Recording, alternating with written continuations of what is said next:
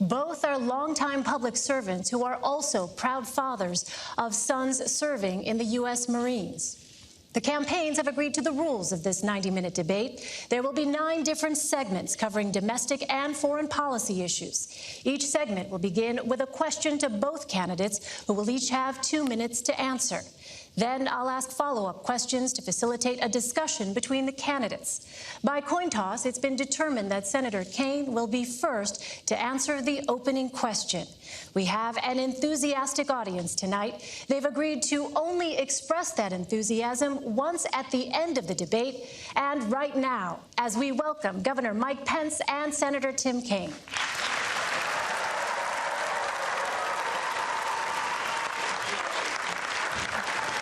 Thank you, Senator. Thank you. It's an honor. Thank you. Nice to meet you. Great to meet you. Thank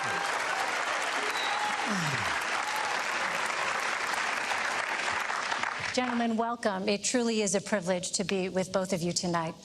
I'd like to start with the topic of presidential leadership. 28 years ago, tomorrow night, Lloyd Bentsen said the vice presidential debate was not about the qualifications for the vice presidency, but about how, if tragedy should occur, the vice president has to step in without any margin for error, without time for preparation, to take over the responsibility for the biggest job in the world. What about your qualities, your skills, and your temperament equip you to step into that role at a moment's notice? Senator Kaine.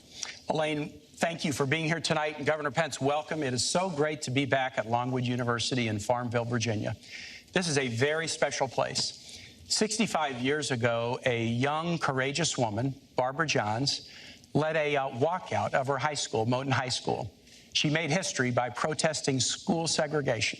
She believed our nation was stronger together, and that walkout led to the Brown versus Board of Education decision that moved us down the path toward equality. I am so proud to be running with another strong, history-making woman, Hillary Clinton, to be President of the United States. I'm proud because her vision of stronger together, building an economy that works for all, not just those at the top, being safe in the world, not only with a strong military, but also strong alliances to battle terrorism and climate change, and also to build a community of respect, just like Barbara Johns tried to do 65 years ago. That's why I'm so proud to be her running mate. Hillary told me why she asked me to be her running mate. She said, the test of a Clinton administration will not be the signing of a bill or the passage of a bill.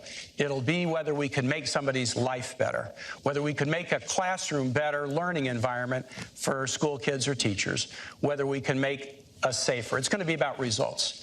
And she said to me, you've been a missionary and a civil rights lawyer. You've been a city councilman and mayor. You've been a lieutenant governor and now a U.S. senator. I think you will help me figure out how to govern this nation so that we always keep in mind that the success of the administration is the difference we make in people's lives. And that's what I bring to the ticket, that experience, having served at all levels of government. But my primary role is to be Hillary Clinton's right-hand person and strong supporter as she puts together the most historic administration possible. And I relish that role. I'm so proud of her. I'll just say this. We trust Hillary Clinton, my wife and I, and we trust her with the most important thing in our life. We have a son deployed overseas in the Marine Corps right now. We trust Hillary Clinton as President and Commander-in-Chief, but the thought of Donald Trump as Commander-in-Chief scares us to death. Governor Pence. Well, first off, thank you, Elaine, and thank you to Norwood University for their wonderful hospitality. The Commission on Presidential Debates is deeply humbling for me to be here, to be surrounded by my wonderful family. And Senator Kaine, it's an honor to be here with you as well. And I also want to say thanks to everyone that's looking in tonight, who understands what an enormously important time this is in the life of our nation. For the last 7.5 years, we've seen America's place in the world weakened. We've seen an economy stifled by more taxes, more regulation, a war on coal, and a failing health care reform come to be known as Obamacare. And the American people know that we need to make a change. And so I want to thank all of you for being with us tonight. I also want to thank Donald Trump for making that call and inviting us to be a part of this ticket. I have to tell you, I'm a small town boy from a place not too different from Farmville. I grew up with a cornfield in my backyard. My grandfather had immigrated to this country when he was about my son's age.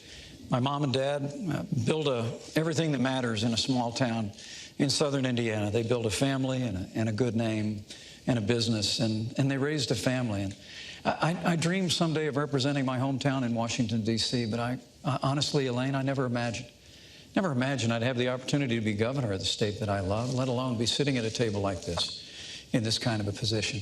So to answer your question, I would say I would hope that if the responsibility ever fell to me in this role, that I would meet it with the way that I'm going to meet the responsibility should I be elected Vice President of the United States. And that's to bring a lifetime of experience. A lifetime growing up in a small town, a lifetime where I've served in the Congress of the United States, where I've led a state that works in the great state of Indiana, and whatever other responsibilities might follow from this. I would hope, and frankly, I would pray to be able to meet that moment with that lifetime of experience. Senator Kaine, on the campaign trail, you praise Secretary Clinton's character, including her commitment to public service. Yet 60% of voters don't think she's trustworthy. Why do so many people distrust her? Is it because they have questions about her emails and the Clinton Foundation? Elaine, let me tell you why I trust Hillary Clinton. Here's what people should look at as they look at a public servant. Do they have a passion in their life that showed up before they were in public life, and have they held on to that passion throughout their life, regardless of whether they were in office or not, succeeding or failing? Hillary Clinton has that passion. From a time as a kid in a Methodist youth group in the suburbs of Chicago, she has been focused on serving others with a special focus on empowering families and kids. As a civil rights lawyer in the South with the Children's Defense Fund, First Lady of Arkansas and this country's Senator, Secretary of State, it's always been about putting others first. And that's a sharp contrast with Donald Trump. Donald Trump always puts himself first. He built a business career, in the words of one of his own campaign staffers, off the backs of the little guy.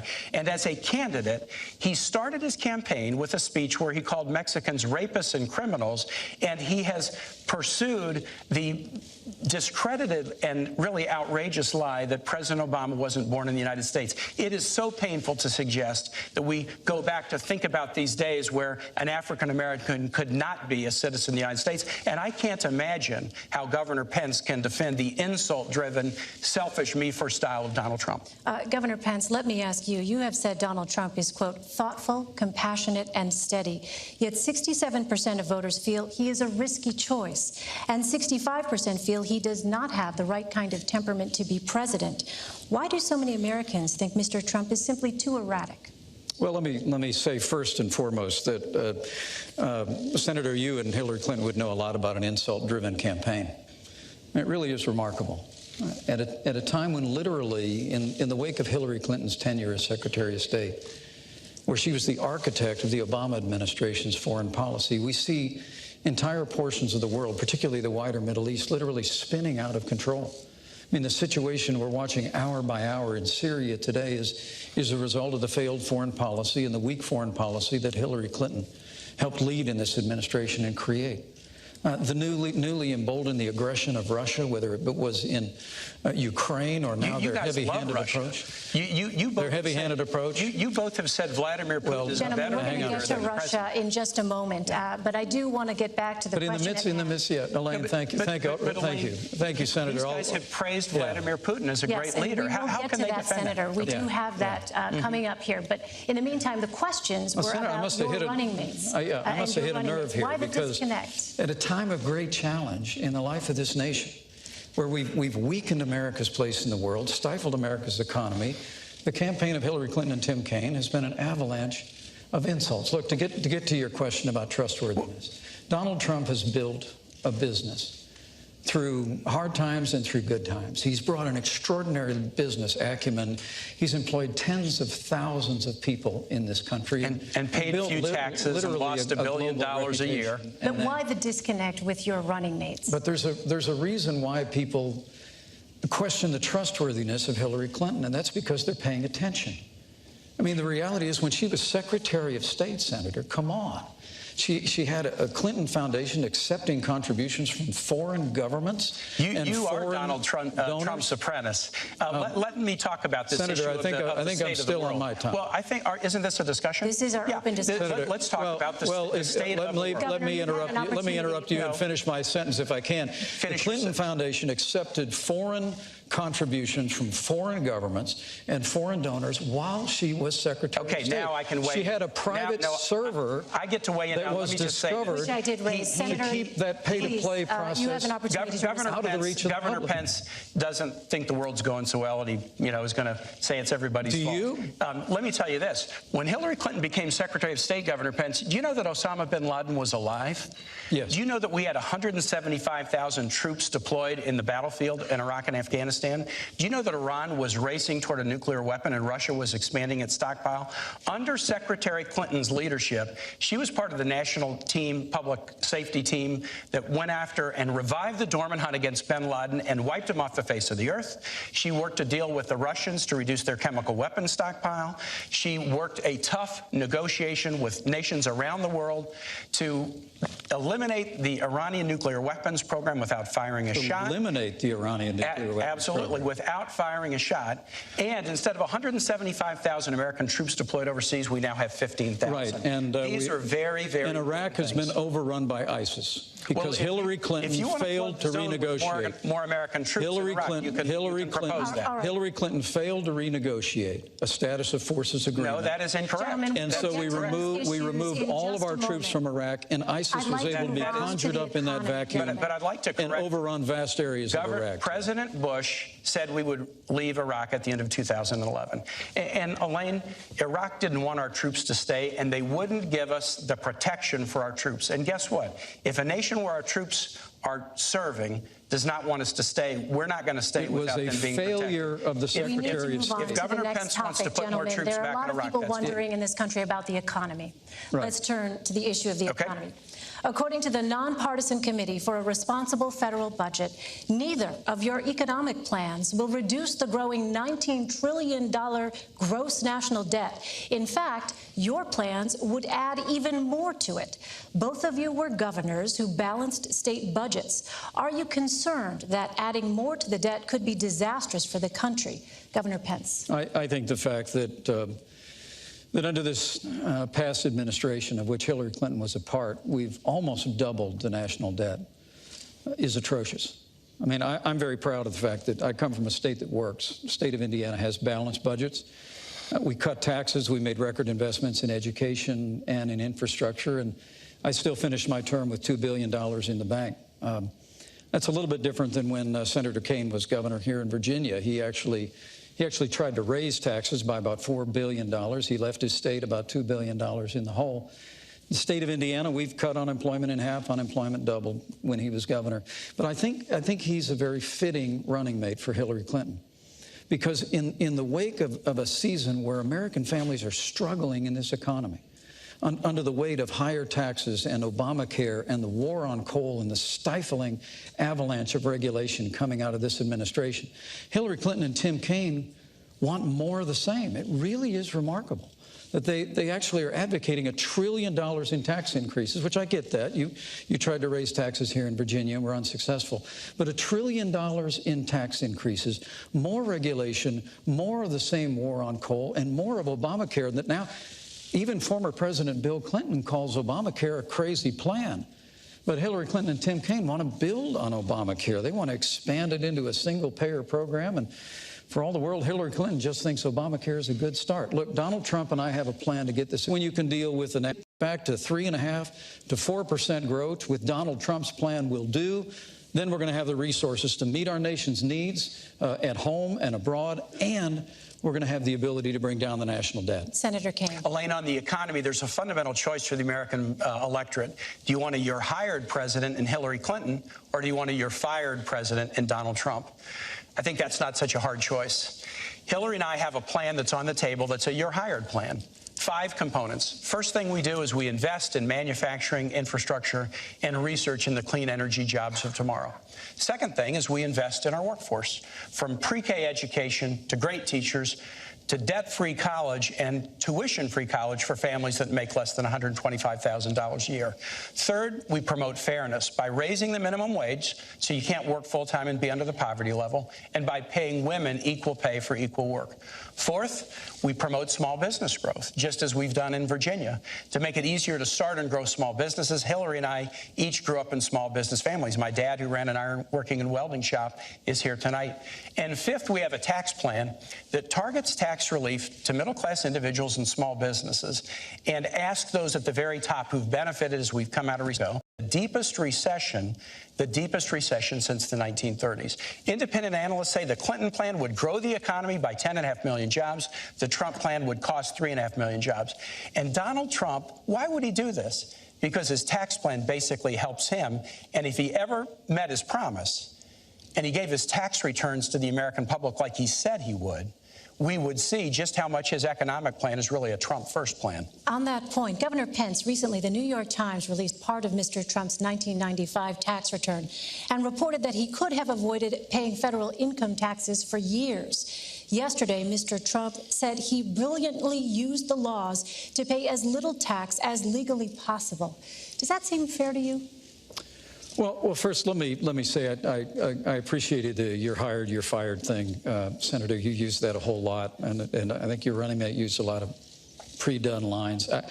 Look, what you all just heard out there is more taxes, $2 trillion in more spending, more deficits, more debt, more government. And if you think that's all working, then you look at the other side of the table. I mean, the truth of the matter is the policies of this administration, which Hillary Clinton and Senator Kaine want to continue, have run this economy into a ditch. We're in the slowest economic recovery since the Great Depression. 15 million new jobs. There are millions more people living in poverty today than the day that Barack Obama, with Hillary Clinton at his side, and the poverty stepped level into the Oval and the median Office. income We have the lowest, improved dramatically between 2014 and 2015. Honestly, Senator, you can roll out the numbers and the sunny side, but I got to tell you, people in Scranton, no different. People in Fort Wayne, Indiana, no different. I mean, this economy is struggling. And the answer to this economy is not more taxes. But it's not to give away tax relief to the folks at the top. And so I am interested to hearing whether he'll defend his running mates not releasing taxes and not paying taxes. Absolutely, I will. Governor, with all due respect, the question was about whether it seems fair to you that Mr. Trump said he brilliantly used the laws to pay as little tax as legally possible. Well, this is probably the difference between Donald Trump and Hillary Clinton and Senator Kaine. I mean, Hillary Clinton and Senator Kaine, and God bless you for it, career public servants, that's great. Donald Trump is a businessman, not a career politician. He actually built a business. Those tax returns that came out publicly this week showed that he faced some pretty tough times 20 years ago. But like virtually every other business, including the New York Times not too long ago, he used what's called net operating loss. We have a tax code, Senator, that actually is designed to encourage entrepreneurship. But why won't he release his tax return? Well, we're answering the question about the business thing. I do want to come back on this. His tax returns that showed he went through a very difficult time, but he used the tax code just the way it's supposed to be used, and he did it brilliantly. How do you know that? You haven't seen his tax return. Because he's created a business that's worth billions of dollars today. How do you know that? And with regard to paying taxes, this whole riff about not paying taxes and people saying he didn't pay taxes for years, Donald Trump has created tens of thousands of jobs, and he's paid payroll taxes, sales taxes, Senator, I'm going to give you about 30 seconds to respond, and I have a question on Social Security. Hillary Clinton is going to raise taxes, and Donald Trump and I are going to cut them. Donald Trump started this campaign in 2014. He said, if I run for president, I will absolutely release my taxes. He's broken his first promise. Second, he stood on the stage on the stage last week, and when Hillary said you haven't been paying taxes, he said, that makes me smart. So it's smart not to pay for our military. It's smart not to pay for veterans. It's smart not to pay for teachers. And I guess all of us who do pay for those things, I guess we're stupid. And the last thing I'll say is this. Senator, do you take all the deductions that you're entitled to? The last thing I want to ask Governor Pence is this. Governor Pence had to give Donald Trump his tax returns to show he was qualified to be vice president. Donald Trump must give the American public his tax returns to show that he's qualified to be president, and he's breaking his promise. Elaine, I have to respond to this. You get very little time. 20 seconds. I'll be very respectful. Governor. Look, Donald Trump has filed over 100 pages of financial disclosure, which is what the law requires. But he said he would release his tax returns. The American people can review that, and he's going, Senator, all right, he's gentlemen, going to release his tax returns when the audit Social Security. is over. Richard Nixon released tax returns when he was under audit. They're going to raise your taxes. Gentlemen, if you can't meet the Nixon standard, the people at home cannot understand either one of you when you speak over each other. I would please ask you to wait until it is that the other is finished. All right, Senator we're having Kaine, fun up here. On the issue of Social Security, in 18 years, when the Social Security trust funds run out of money, you'll be 76. The Committee for a Responsible Federal Budget estimates your benefits could be cut by as much as $7,500 per year. What would your administration do to prevent this cut? First, we're going to protect Social Security, which was one of the greatest programs that the American government has ever done. It happened at a time when you would work your whole life, raising your kids, working, being a Little League coach or a Sunday school teacher, and then you would retire into poverty. And Social Security has enabled people to retire with dignity and overwhelmingly not be in poverty. We have to keep it solvent, and we will keep it solvent. And we'll look for strategies like adjusting the payroll tax cap upward in order to do that. Here's what Hillary and I will not do, and I want to make this very plain. We will never, ever engage in a risky scheme to privatize Social Security. Donald Trump wrote a book, and he said Social Security is a Ponzi scheme, and privatization would be good for all of us. And when Congressman Pence was in Congress, he was the chief cheerleader for the privatization of Social Security. Even after President Bush stopped pushing for it, Congressman Pence kept pushing for it. We're going to stand up against efforts to privatize Social Security, and we'll look for ways to keep it solvent going forward, focusing primarily on the payroll tax cap. Governor Pence, I'll give you an opportunity to respond. Well, thanks, Elaine. There they go again. Okay. All Donald Trump and I have said about Social Security is we're going to meet our obligations to our seniors. That's it. Go read the book. We've said we're going to meet the obligations of Medicare. That's what this campaign is really about, Senator. And I get this is the old scare tactic that they roll out, scare the seniors. But you have a voting record, Governor. And I get all of that. I just look. There's a question that you asked a little bit earlier that I have to go back to. I can't believe that you won't defend your own voting record. I have to go back to. Well, look, you're running with Hillary Clinton, who wants to raise taxes by $1 trillion, increase spending by $2 trillion. And you say you're going to keep the promises of Social Security. Donald Trump and I are going to cut taxes. We're going to reform government programs. You're going to raise taxes on the middle class. So we can meet the obligations of Social Security and Medicare. All right. If we stay on the path that your party has us on, we're going to be in a mountain range of debt, and we're going to face hard choices. Gentlemen, I want to move on now. You did ask us a question about debt, and the debt explosion on the Trump plan is much, much bigger than anything on the Clinton side. All right, let me move on now to the issue of law enforcement and race relations. Law enforcement and race relations. After the Dallas police shooting, Police Chief David Brown said, quote, "We're asking cops to do too much in this country. Every societal failure, we put it off on the cops to solve. Not enough mental health funding, not enough drug addiction funding. Schools fail. Let's give it to the cops." Do we ask too much of police officers in this country? And how would you specifically address the chief's concerns? Senator Kaine. Elaine, I think that's a very fair comment. I think we put a lot on police shoulders. And this is something I got a lot of scar tissue and experience on. I was a city councilman and mayor in Richmond. And when I came in, we had one of the highest homicide rates in the United States. We fought very, very hard over the course of my time in local office with our police department, and we reduced our homicide rate nearly in half. And then when I was governor of Virginia, we worked hard too. And we did something we had really wanted to do. For the first time ever, we cracked the top 10 safest states because we worked together. Here's what I learned as a mayor and a governor. The way you make communities safer and the way you make police safer is through community policing. You build the bonds between the community and the police force, build bonds of understanding, and then when people feel comfortable in their communities, that gap between the police and the communities they serve narrows. And when that gap narrows, it's safer for the communities and it's safer for the police. That model still works across our country, but there are some other models that don't work. An overly aggressive, more militarized model. Donald Trump recently said we need to do more stop and frisk around the country. That would be a big mistake because it polarizes the relationship between the police and the community. So here's what we'll do. We'll focus on community policing. We will focus on, and Hillary Clinton has rolled out a really comprehensive mental health reform package that she worked on with law enforcement professionals. And we will also fight the scourge of gun violence in the United States. I'm a gun owner. I'm a strong Second Amendment supporter.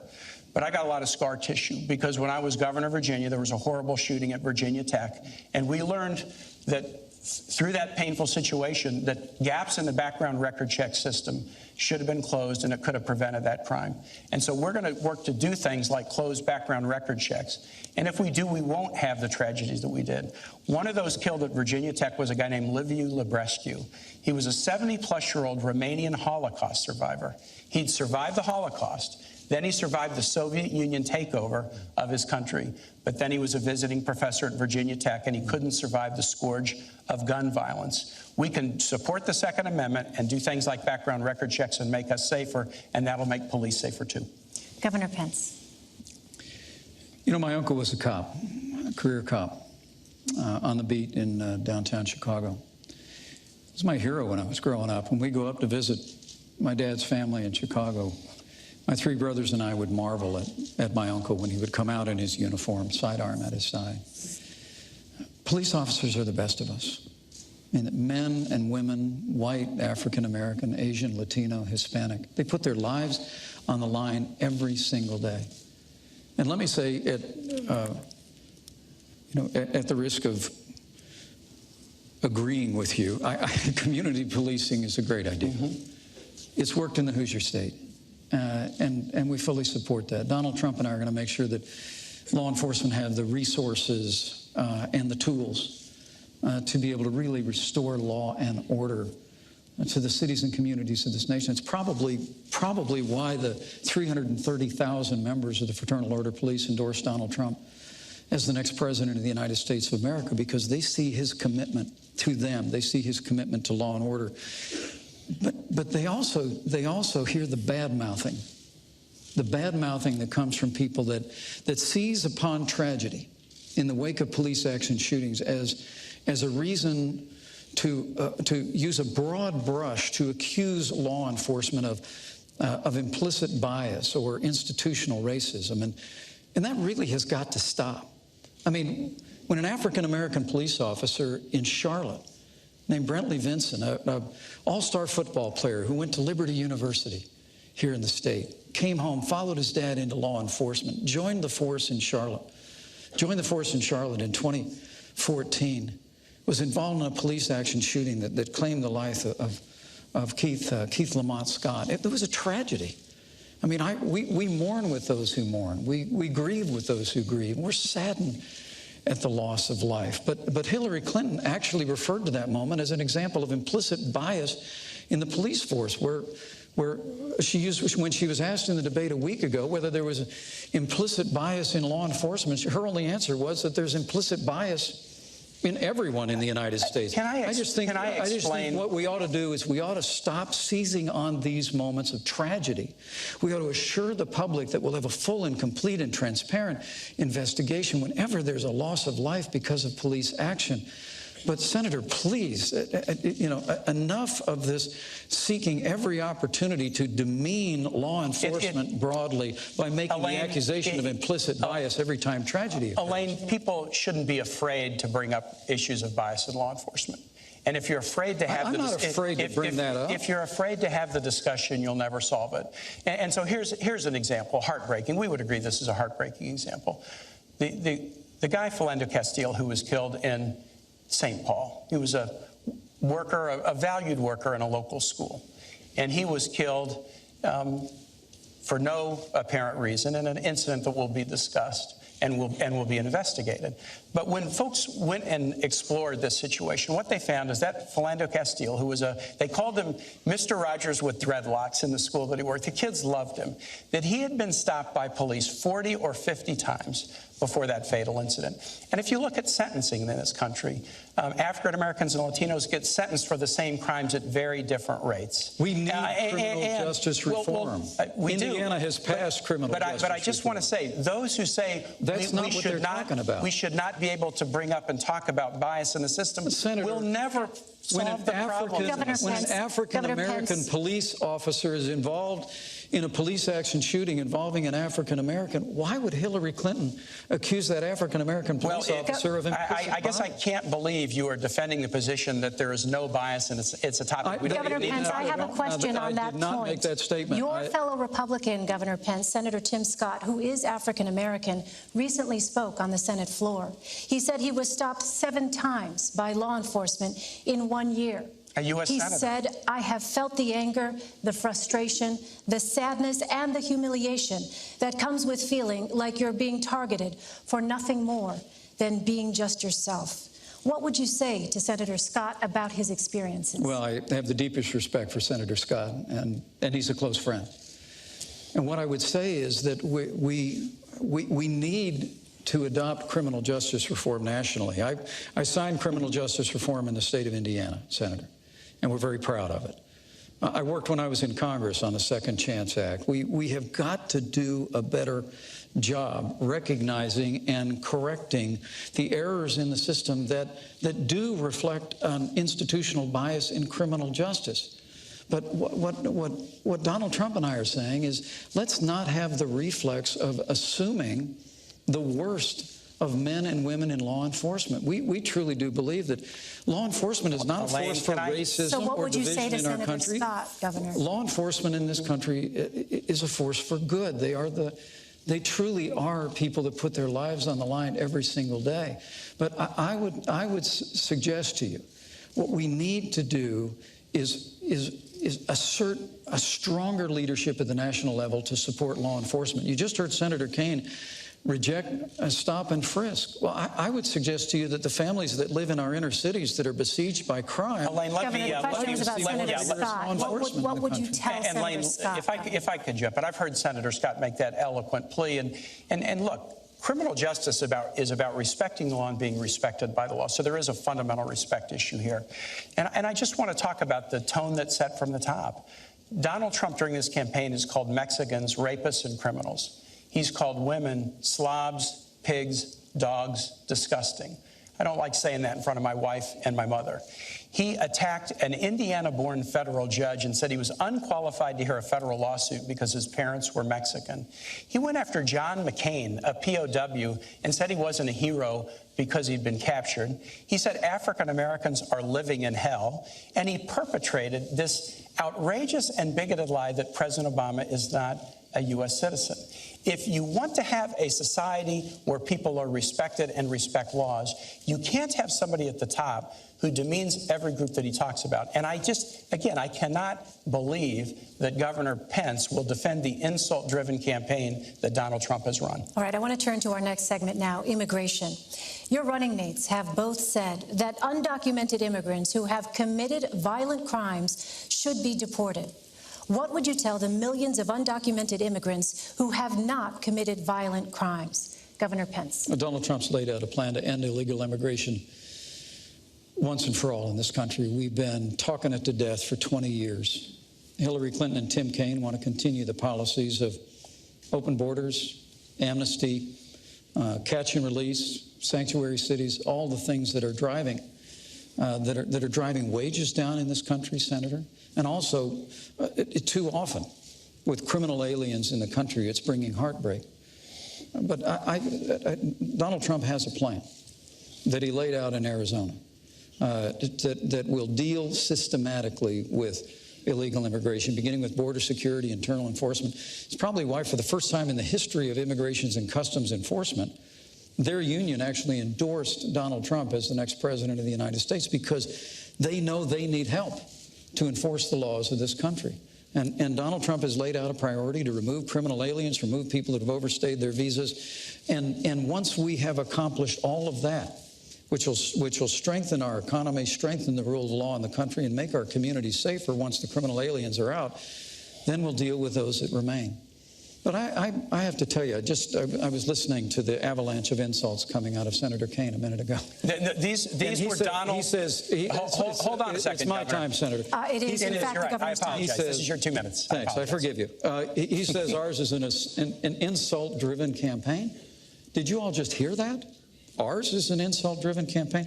I mean, to be honest with you, if Donald Trump had said all the things that you said he said in the way you said he said them, he still wouldn't have a fraction of the insults that Hillary Clinton leveled when she said that half of our supporters were a basket of deplorables. She said they were irredeemable. They were not America. I mean, it's extraordinary. And then she laid one after another ism on millions of Americans who believe that we can have a stronger America at home and abroad, who believe we can get this economy moving again, who believe that we can end illegal immigration once and for all. So, Senator, this insult-driven campaign, I mean, that's small potatoes compared to Hillary Clinton calling half of Donald Trump's supporters a basket of deplorables. Hillary Clinton said something on the campaign trail, and the very next day she said, you know what, I shouldn't have said that. She said she shouldn't have said half. Governor, this is Senator Kaine's 2 minutes, please. Yeah, that's right. So now we're even. Yeah. Look for Donald Trump apologizing to John McCain for saying he wasn't a hero. Did Donald Trump apologize for calling women slobs, pigs, dogs, disgusting? She apologized for saying Governor, it is his 2 minutes, please. Did Donald Trump apologize for taking after somebody in a Twitter war and making fun of her weight? Did he apologize for saying African Americans are living in hell? Did he apologize for saying President Obama was not even a citizen of the United States? You will look in vain to see Donald Trump ever taking responsibility for anybody and apologizing. Immigration. There's 2 plans on the table. Hillary and I believe in comprehensive immigration reform. Donald Trump believes in deportation nation. You got to pick your choice. Hillary and I want a bipartisan reform that will put keeping families together as the top goal. Second, that will help focus enforcement efforts on those who are violent. Third, that will do more border control. And fourth, that will provide a path to citizenship for those who work hard, pay taxes, play by the rules, and take criminal background record checks. That's our proposal. Donald Trump proposes to deport 16 million people, 11 million who are here without documents, and both Donald Trump and Mike Pence want to get rid of birthright citizenship. So if you're born here, but your parents don't have documents, they want to eliminate that. That's another 4.5 million people. These guys, and Donald Trump has said it, deportation force. They want to go house to house, school to school, business to business, and kick out 16 million people. And I cannot believe that Governor Pence would sit here and defend his running mate's claim that we should create a deportation force so that they'll all be gone. Senator, we have a deportation force. It's called Immigrations and Customs Enforcement.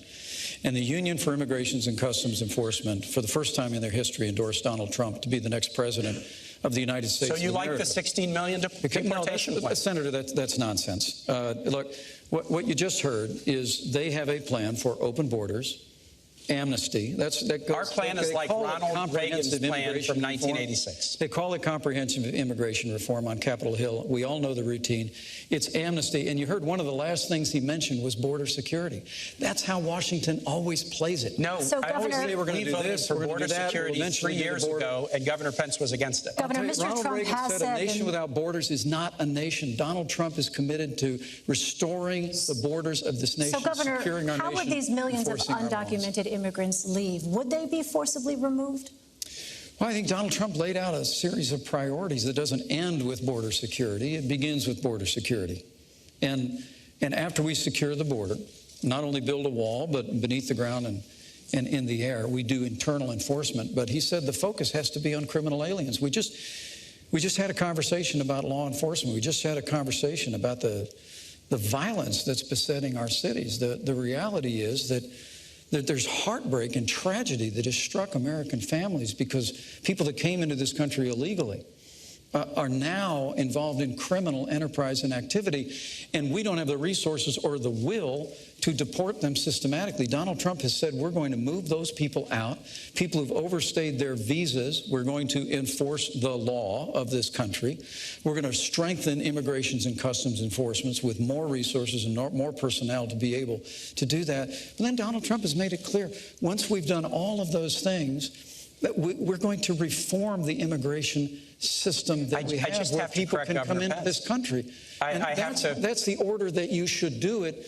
Border security, removing criminal aliens, upholding the law. And then, Senator, I'll work with you when you go back to the Senate. I promise you, We'll work with you to reform the immigration system. I look forward to working together in whatever capacities we serve in, but I just want to make it very, very clear that he's trying to fuzz up what Donald Trump has said. When Donald Trump spoke in Phoenix, he looked the audience in the eye and he said, no, we're building the wall and we're deporting everybody. He said, quote, they will all be gone. They will all be gone. And this is one of these ones where you can just go to the tape on it and see what Donald Trump has said. And to add to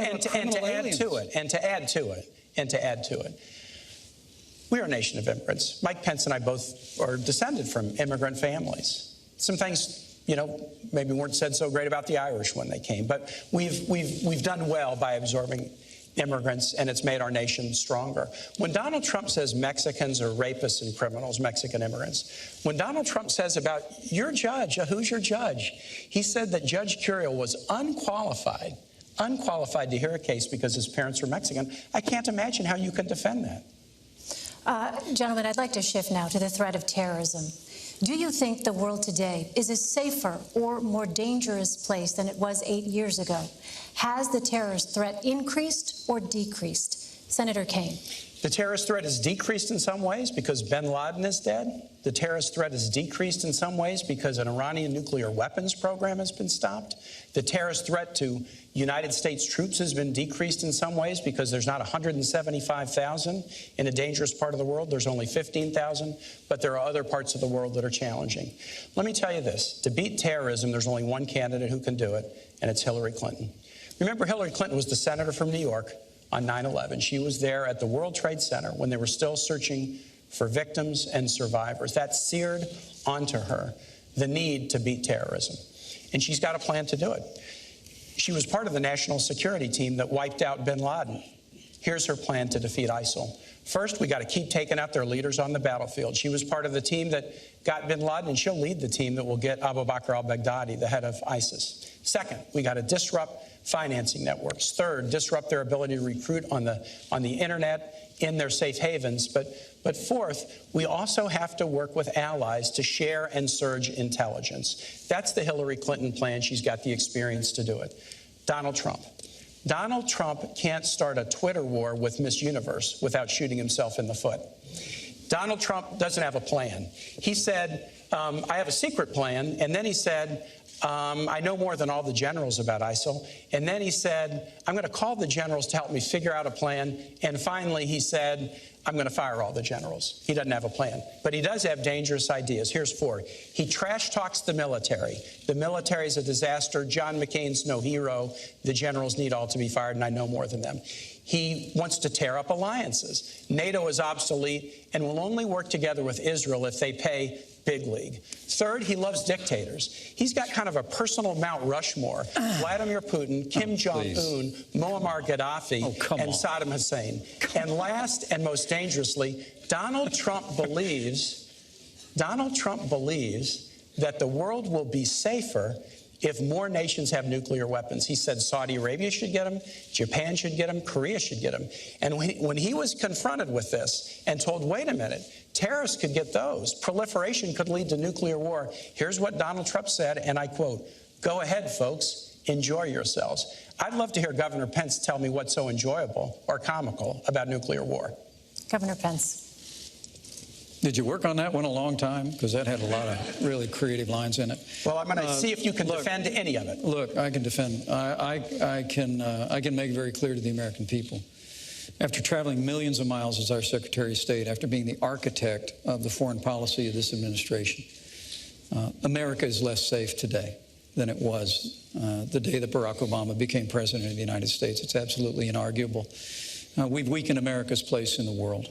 It's been a combination of factors, but mostly it's been a lack of leadership. I mean, I will give you, and I was in Washington, D.C. on 9/11. I saw the clouds of smoke rise from the Pentagon. I was in Virginia, where the Pentagon's located. I know you were. Mm-hmm. We all lived through that day as a nation. It was heartbreaking. And I want to give this president credit for bringing Osama bin Laden to justice. But the truth is, Osama bin Laden led al-Qaeda. Our primary threat today is ISIS.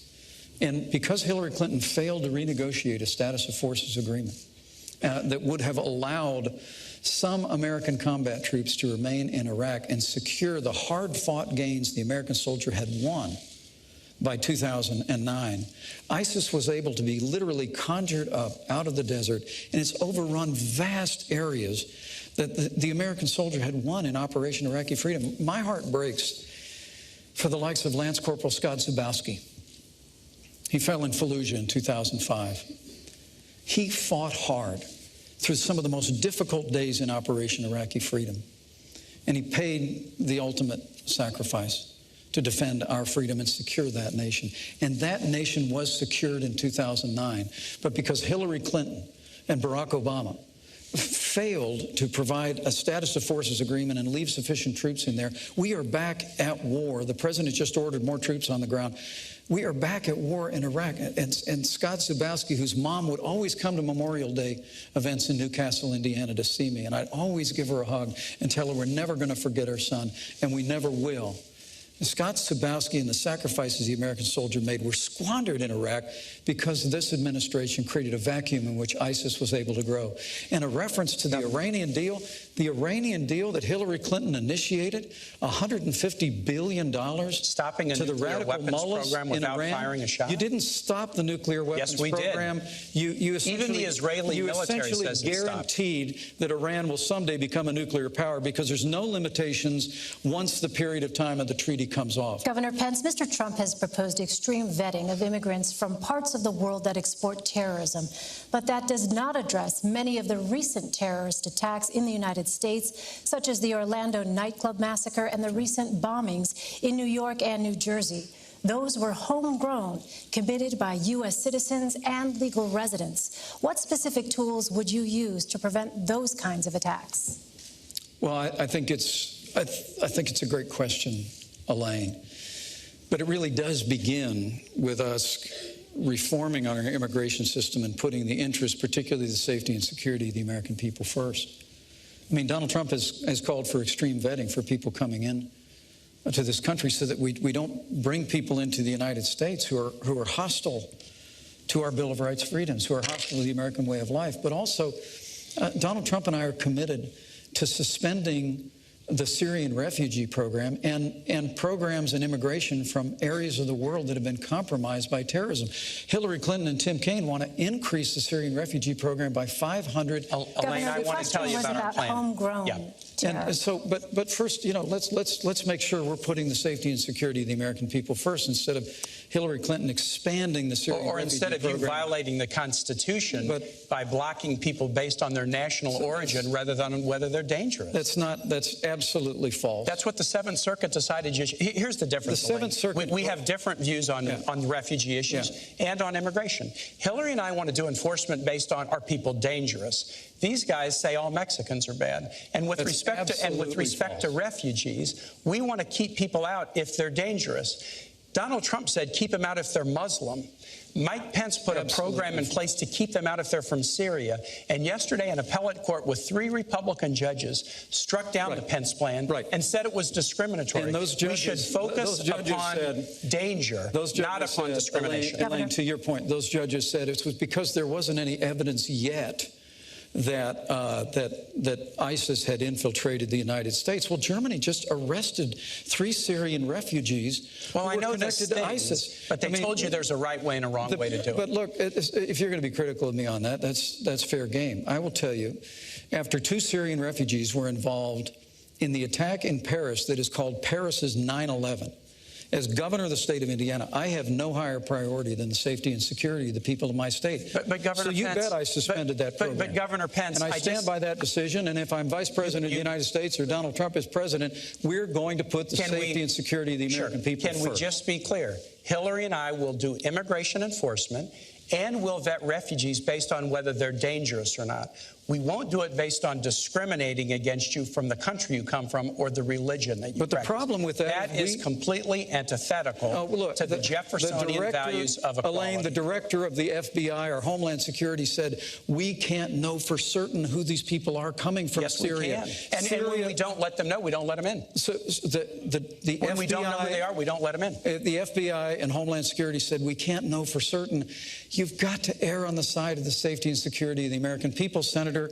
I understand by trashing all Syrians or trashing all Muslims. Senator Kaine, let me ask you this. Secretary Clinton has talked about an intelligence surge. Yes. What exactly would an intelligence surge look like, and how would that help identify terrorists with no operational connection to a foreign terrorist organization? Intelligence surge is two things, Elaine. It's two things. It's first dramatically expanding our intelligence capacities by hiring great professionals, but also we've got some of the best intel and cyber employees in the world right here in the United States working for many of our private sector companies. So it involves increasing our own workforce, but striking great partnerships with some of our cyber and intel experts in the private sector so that we can, consistent with constitutional principles, gather more intelligence. But the second piece of this is really, really important. It also means creating stronger alliances, because you gather intelligence and then you share your intelligence back and forth with allies. And that's how you find out who may be trying to recruit, who may be trying to come from one country to the next. Alliances are critical. That's why Donald Trump's claim that he wants to, that NATO is obsolete and that we need to get rid of NATO is so dangerous. That's not his plan. Well, he said NATO is obsolete. And look, if you push aside your alliances, who are you going to share intelligence with? Hillary Clinton is the Secretary of State who knows how to build alliances. She built the sanctions regime around the world that stopped the Iranian nuclear weapons program, and that's what an intelligence surge means. Better skill and capacity, but also better alliances. All right, I'd like to turn now to the tragedy in Syria. Can I speak about the cybersecurity surge at all? You can have 30 seconds, Governor, quickly, please.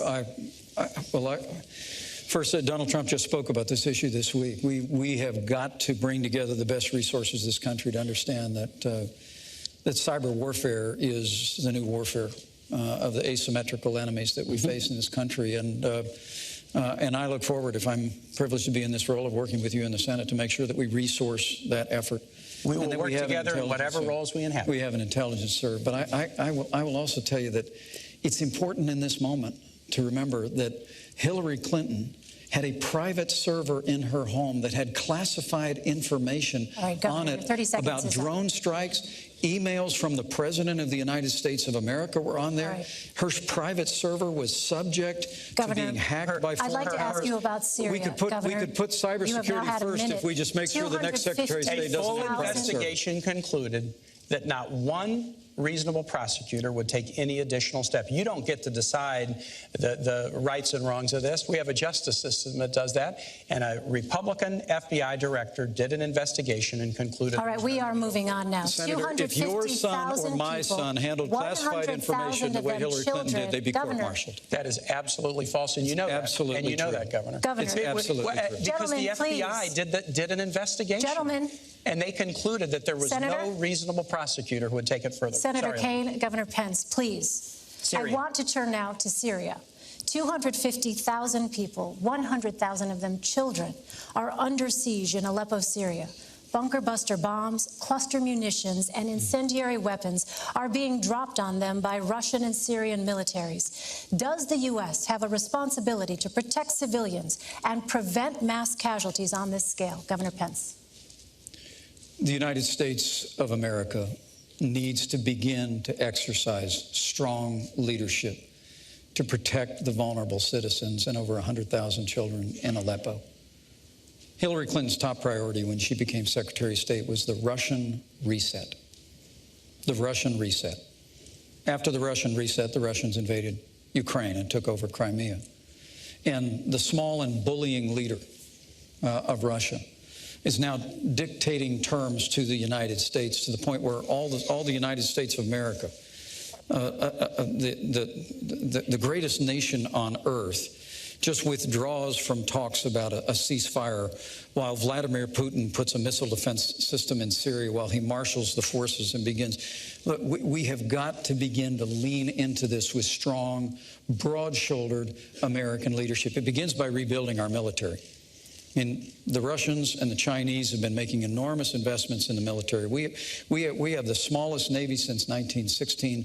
We have the lowest number of troops since the end of the Second World War.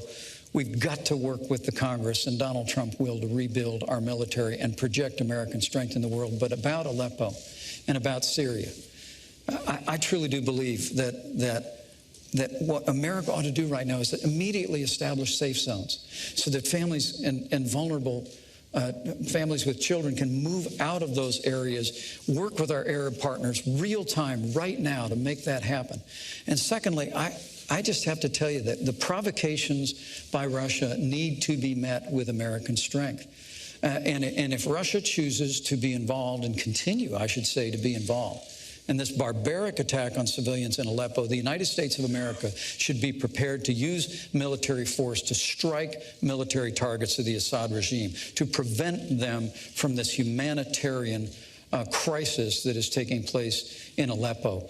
There's a broad range of other things that we ought to do as well. We ought to deploy a missile defense shield to the Czech Republic and Poland, which Hillary Clinton and Barack Obama pulled back on out of not wanting to offend the Russians back in 2009. We've just got to have American strength on the world stage. And when Donald Trump becomes president of the United States, the Russians and other countries in the world will know they're dealing with a strong American president. Senator Hillary and I also agree that the establishment of a humanitarian zone in northern Syria with the provision of international human aid consistent with the UN Security Council resolution that was passed in February 2014 would be a very, very good idea. And Hillary also has the ability to stand up to Russia in a way that this ticket does not. Donald Trump again and again has praised Vladimir Putin, and it's clear that he has business dealings with Russian oligarchs who are very connected to Putin.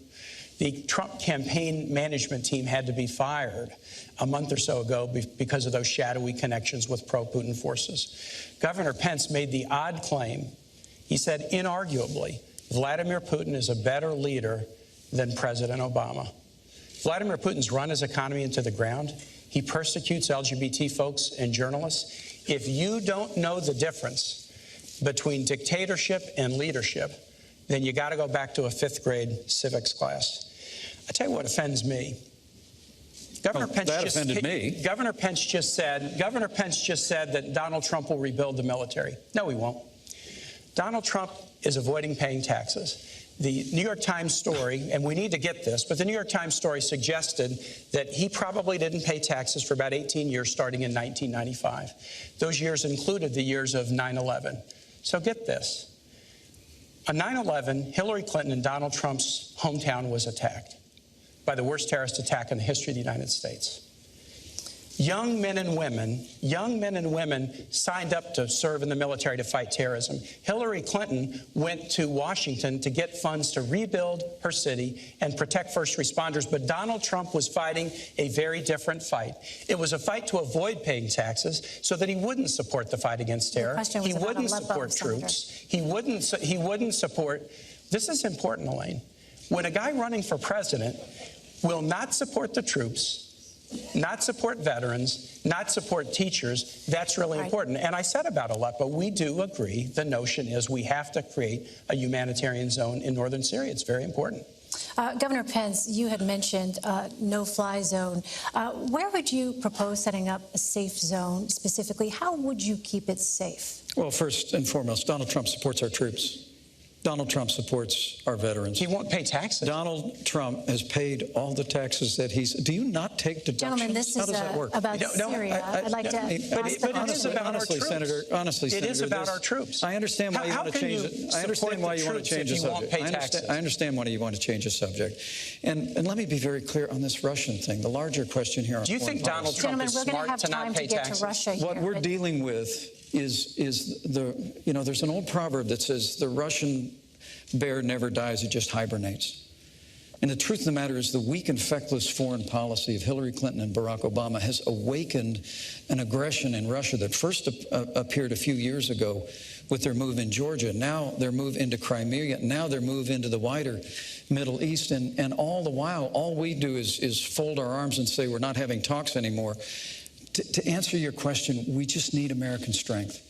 We need to marshal the resources of our allies in the region, and in the immediate, we need to act now to get people out of harm's way. And exactly how would those safe zones work? How would they remain safe? The safe zones would have to be, as the senator said, there's already a framework for this that's been recognized by the international community. But the United States of America needs to be prepared to work with our allies in the region to create a route for safe passage, and then to protect people in those areas, including with a no-fly zone.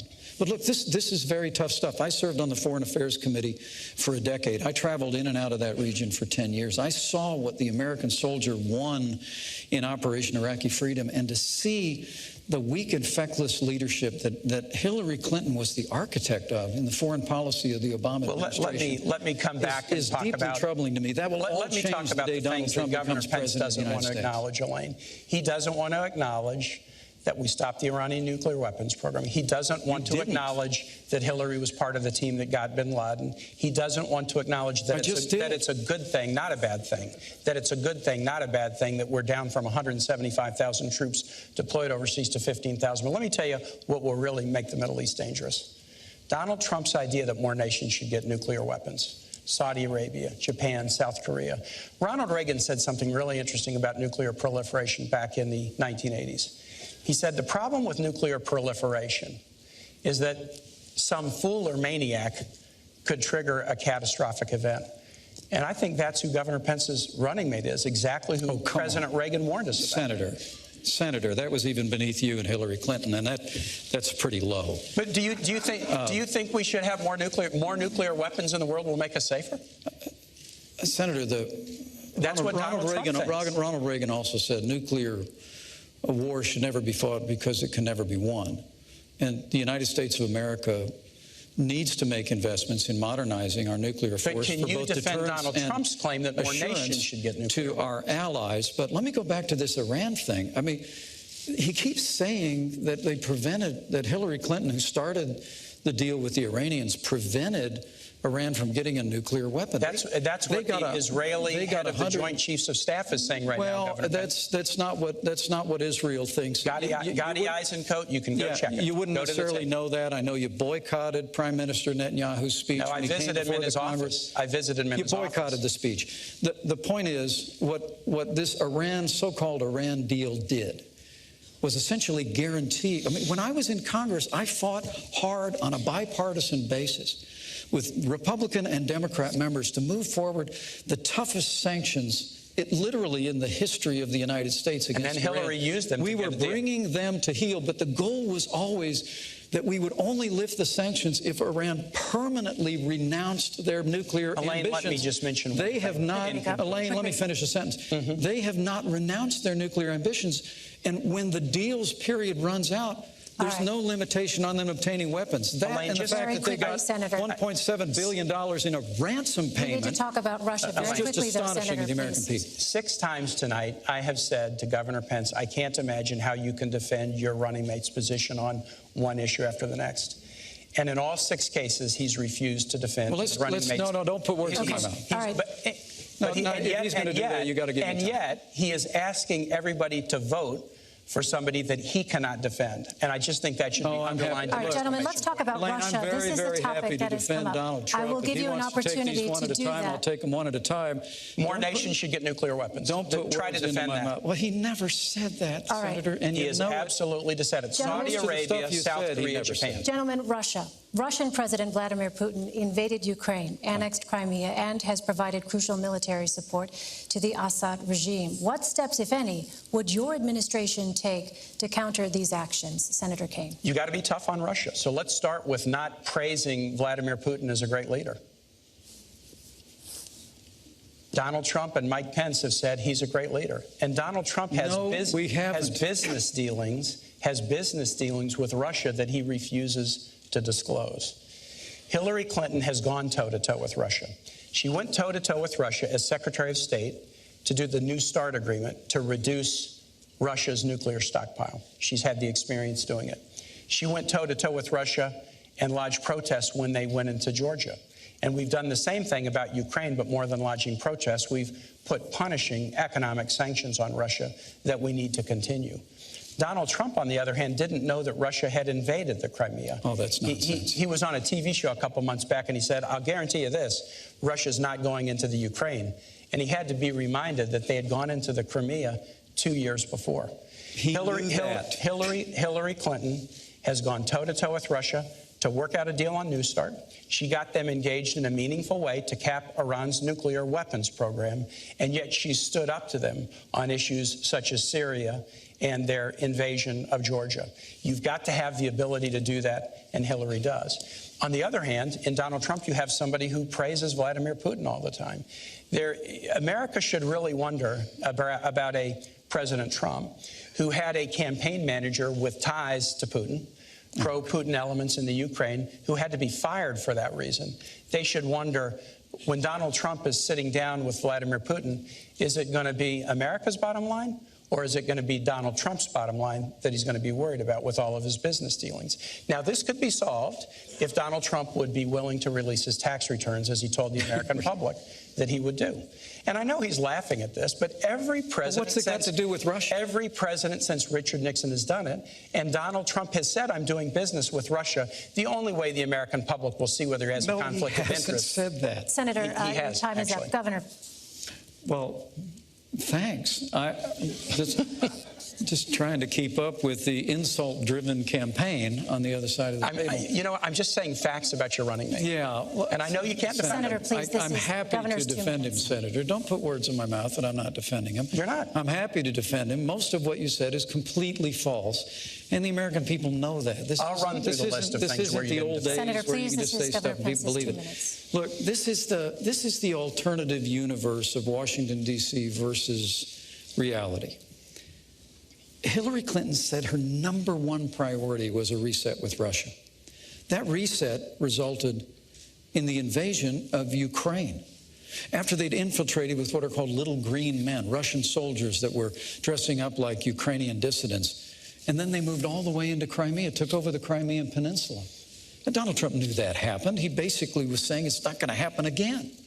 The truth of the matter is that what you have in the rise of aggressive Russia, which has had increased its influence in Iran, that now because of this deal is on a pathway in the future to obtain a nuclear. The leading state sponsor of terror in the world, in Iran, now has a closer working relationship with Russia because of Hillary Clinton and Barack Obama's foreign policy, and $150 billion and sanctions all being lifted. And then, of course, Syria. I mean, it really is extraordinary. Syria is imploding. You just asked a very thoughtful question about the disaster in Aleppo. ISIS is headquartered in Raqqa. ISIS from Raqqa has overrun vast areas that at great sacrifice the American soldier won in Operation Iraqi Freedom. And yet Senator Kaine still sits here, loyal soldier. I get all that. It is saying that the foreign policy of Hillary Clinton and Barack Obama somehow made the world more secure. I mean, it really is astonishing that on the day that Iran released 4 American hostages, we delivered $400 million in cash as a ransom payment for Americans held by the radical mullahs in Tehran. And Governor, just today, Mr. Trump said, quote, Putin has no respect for Hillary Clinton and no respect for Obama. Why do you think he'll respect a Trump-Pence administration? Strength. Plain and simple. Business. Donald Trump, that's nonsense. Donald Trump is a strong leader who is going to lead with American strength. Senator, I'll give you a chance to respond. We're going to rebuild our military. And let me say this whole Putin thing. Look, America is stronger than Russia. Our economy is 16 times larger than the Russian economy. America's political system is superior to the crony, corrupt capitalist system in Russia in every way. When Donald Trump and I observe that, as I've said, in Syria, in Iran, in Ukraine, that the small and bullying leader of Russia has been stronger on the world stage than this administration, that's stating painful facts. That's not an endorsement of Vladimir Putin. That's an indictment of the weak and feckless leadership of Hillary Clinton and Barack Obama. Well, this is one where we can just kind of go to the tape on it. But Governor Pence said, inarguably, Vladimir Putin is a better leader than President Obama. That is absolutely inaccurate. And I just think a guy who he's been stronger on the world stage. No, you said leader. And I'll just say this, Governor. You just said better. If you mistake leadership for dictatorship and you can't tell the difference, a country that's running its economy. Yeah, here we go. This is the grade school thing again? Right. This is if you can't tell the difference, you shouldn't be commander-in-chief. Yeah. And with Donald Trump's sons say that they have all these business dealings with Russia. Those could be disclosed with tax returns, but they refuse to do them. Americans need to worry about whether Donald Trump will be watching out for America's bottom line or his own bottom line. Senator Kaine, what went wrong with the Russia reset? Vladimir Putin. Vladimir Putin is a dictator. And what would you do differently? Vladimir Putin is a dictator. He's not a leader. Anybody who thinks otherwise doesn't know Russian history, and they don't know Vladimir Putin. Hillary Clinton knows exactly who this guy is. John McCain said, I look at his eyes and I see KGB, and Hillary kind of has that same feeling. So how do you deal with them? We do have to deal with Russia in a lot of different ways. There are areas where we can cooperate. So it was Hillary Clinton who worked with Russia on the New START treaty to reduce their nuclear weapons stockpile. It was Hillary Clinton that worked with Russia to get them engaged in a community of nations to stop the Iranian nuclear weapons program without firing a shot. She's not going around praising Vladimir Putin as a great guy, but she knows how to sit down at a table and negotiate tough deals. This is a very challenging part of the world, and we ought to have a commander-in-chief who is prepared and done it, rather than somebody who goes around praising Vladimir Putin as a great leader. All right, I'd like to ask now about North Korea, Iran, and the threat of nuclear weapons. North Korea recently conducted its fifth and most powerful nuclear test. Right. What specific steps would you take to prevent North Korea from developing a nuclear-armed missile capable of reaching the United States? Governor Pence. Well, first, we need to make a commitment to rebuild our military, including modernizing our nuclear forces. And we also need an effective American diplomacy that will marshal the resources of nations in the Asian Pacific Rim to put pressure on North Korea, on Kim Jong-un, to abandon his nuclear ambitions. It has to remain the policy of the United States of America, the denuclearization of the Korean Peninsula. Plain and simple.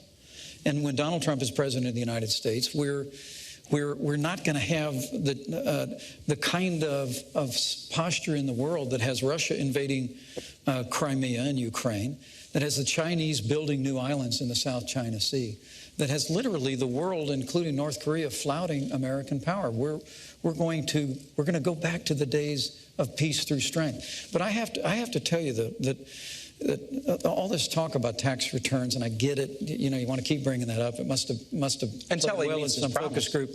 But here, Hillary Clinton and her husband set up a private foundation called the Clinton Foundation. While she was Secretary of State, the Clinton Foundation accepted tens of millions of dollars from foreign governments and foreign donors. Now y'all need to know out there, this is basic stuff. Foreign donors and certainly foreign governments cannot participate in the American political process.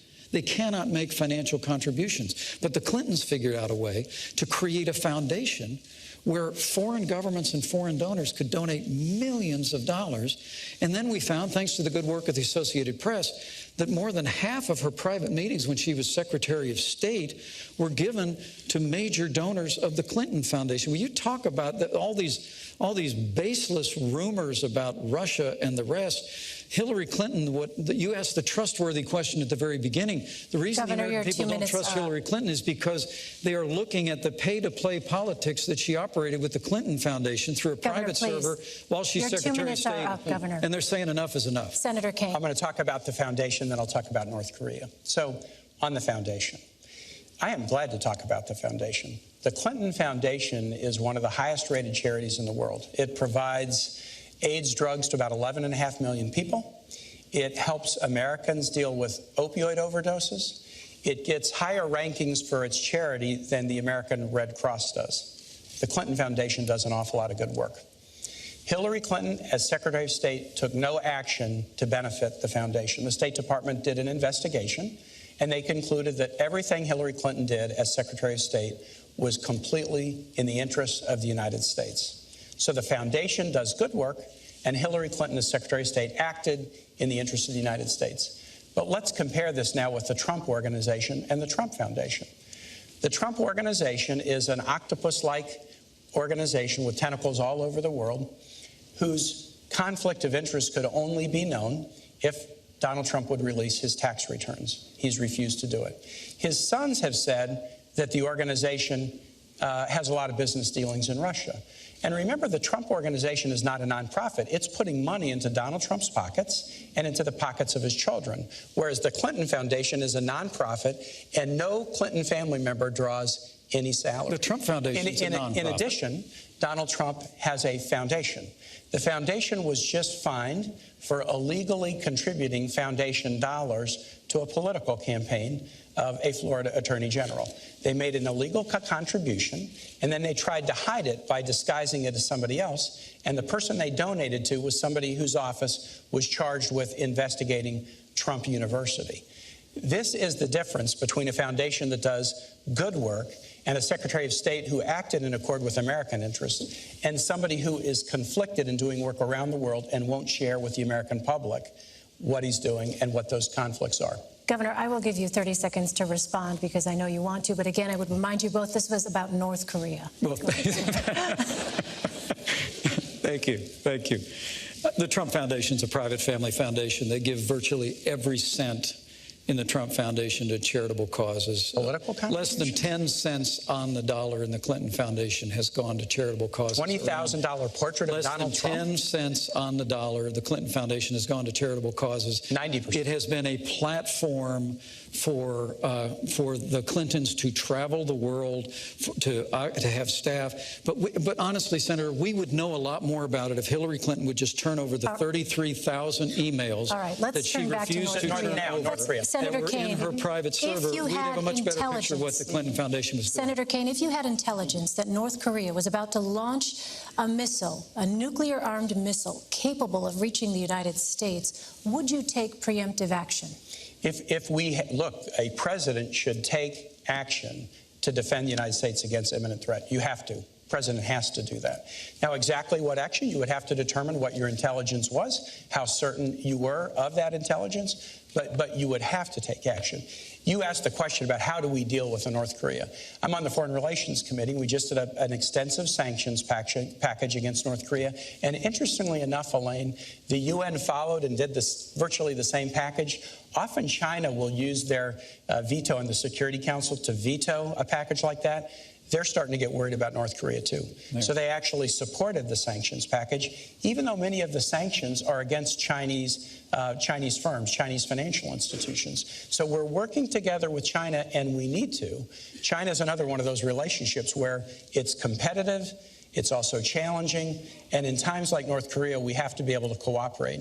Hillary understands that very well. She went once famously to China and stood up at a human rights meeting and looked him in the eye and said, women's rights are human rights. They didn't want her to say that, but she did. But she's also worked on a lot of diplomatic and important diplomatic deals with China, and that's what it's going to take. The thing I would worry a little bit about is that Donald Trump owes about $650 million to banks, including the Bank of China. I'm not sure he could stand up so tough to the people who have loaned him money. All right, I'd like to turn to our next segment now. And in this, I'd like to focus on social issues. You have both been open about the role that faith has played in your lives. Can you discuss in detail a time when you struggled to balance your personal faith and a public policy position? Senator Kaine. Yeah, that's an easy one for me, Elaine. It's an easy one. I'm really fortunate. I grew up in a wonderful household with great Irish Catholic parents. My mom and dad are sitting right here. I was educated by Jesuits at Rockhurst High School in Kansas City, my 40th reunions in 10 days. And I worked with Jesuit missionaries in Honduras now nearly 35 years ago, and they were the heroes of my life. I try to practice my religion in a very devout way and follow the teachings of my church in my own personal life. But I don't believe in this nation, a First Amendment nation, where we don't raise any religion over the other and we allow people to worship as they please, that the doctrines of any one religion should be mandated for everyone. For me, the hardest struggle in my faith life was the Catholic Church is against the death penalty, and so am I.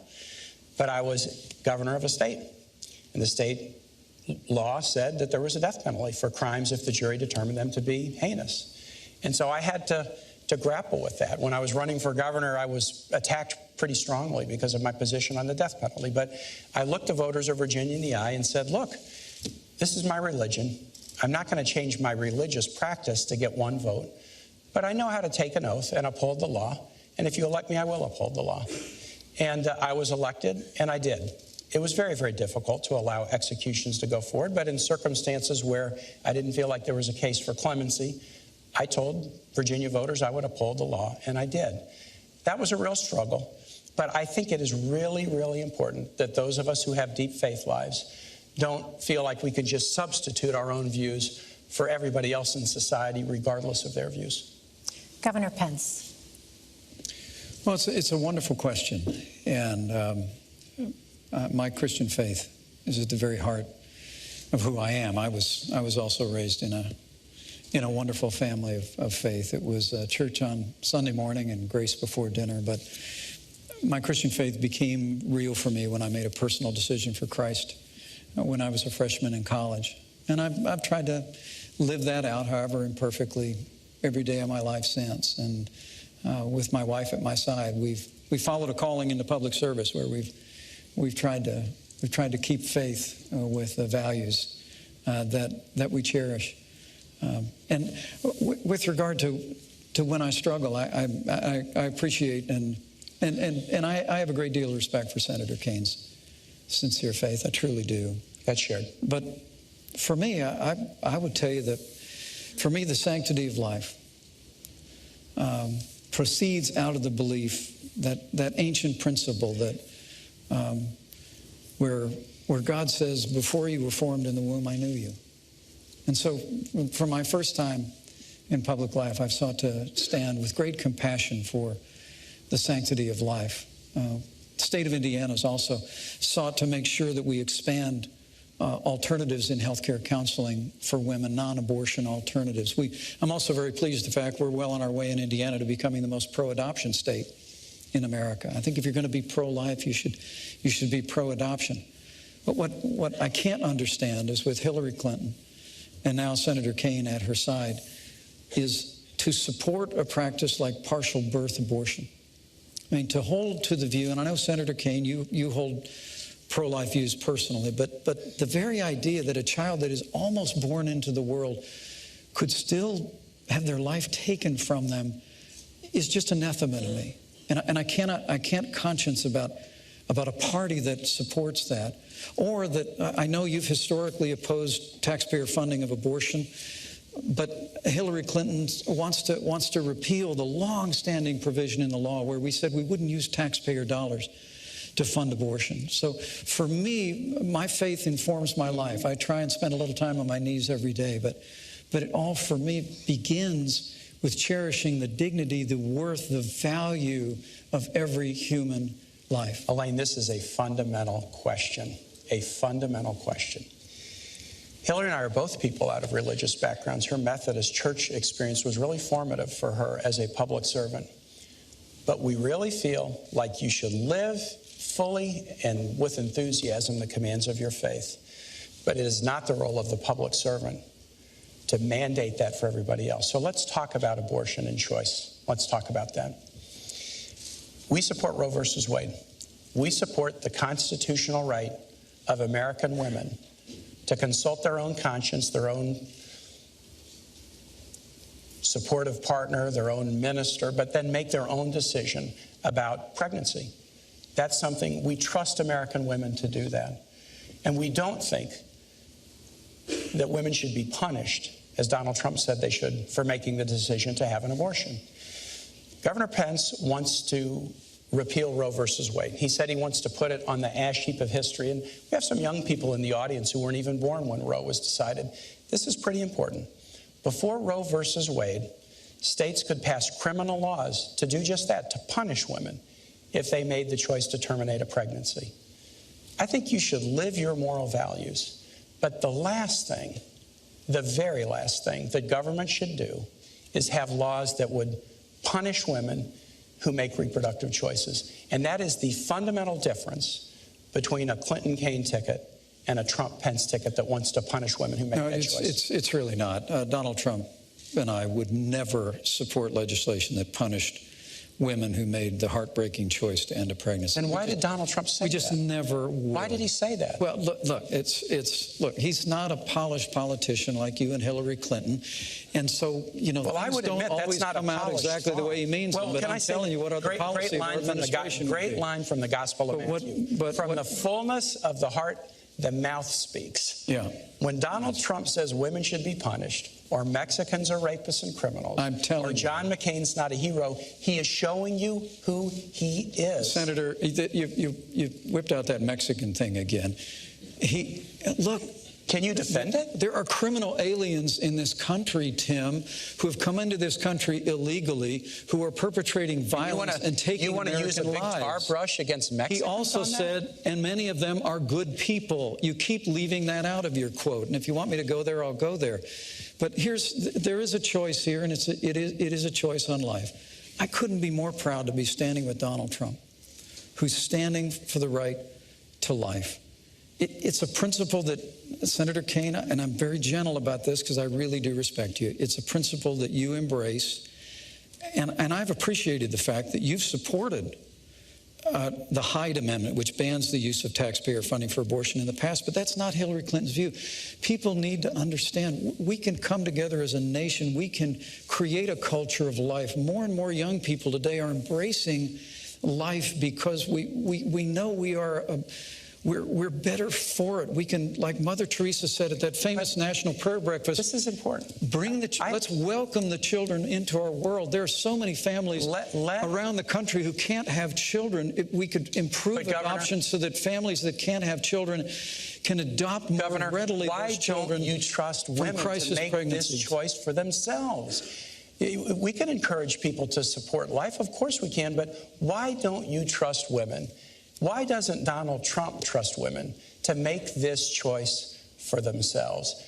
That's what we ought to be doing in public life, living our lives of faith or motivation with enthusiasm and excitement, convincing each other, dialoguing with each other about important moral issues of the day. But on fundamental issues of morality, we should let women make their own decisions. A society can be judged by how it deals with its most vulnerable, the aged, the infirm, the disabled, and the unborn. I believe it with all my heart, and I couldn't be more proud to be standing with a pro-life candidate in Donald Trump. I do have one final question for you both tonight. It has been a divisive campaign. Senator Kaine, if your ticket wins, what specifically are you going to do to unify the country and reassure the people who voted against you?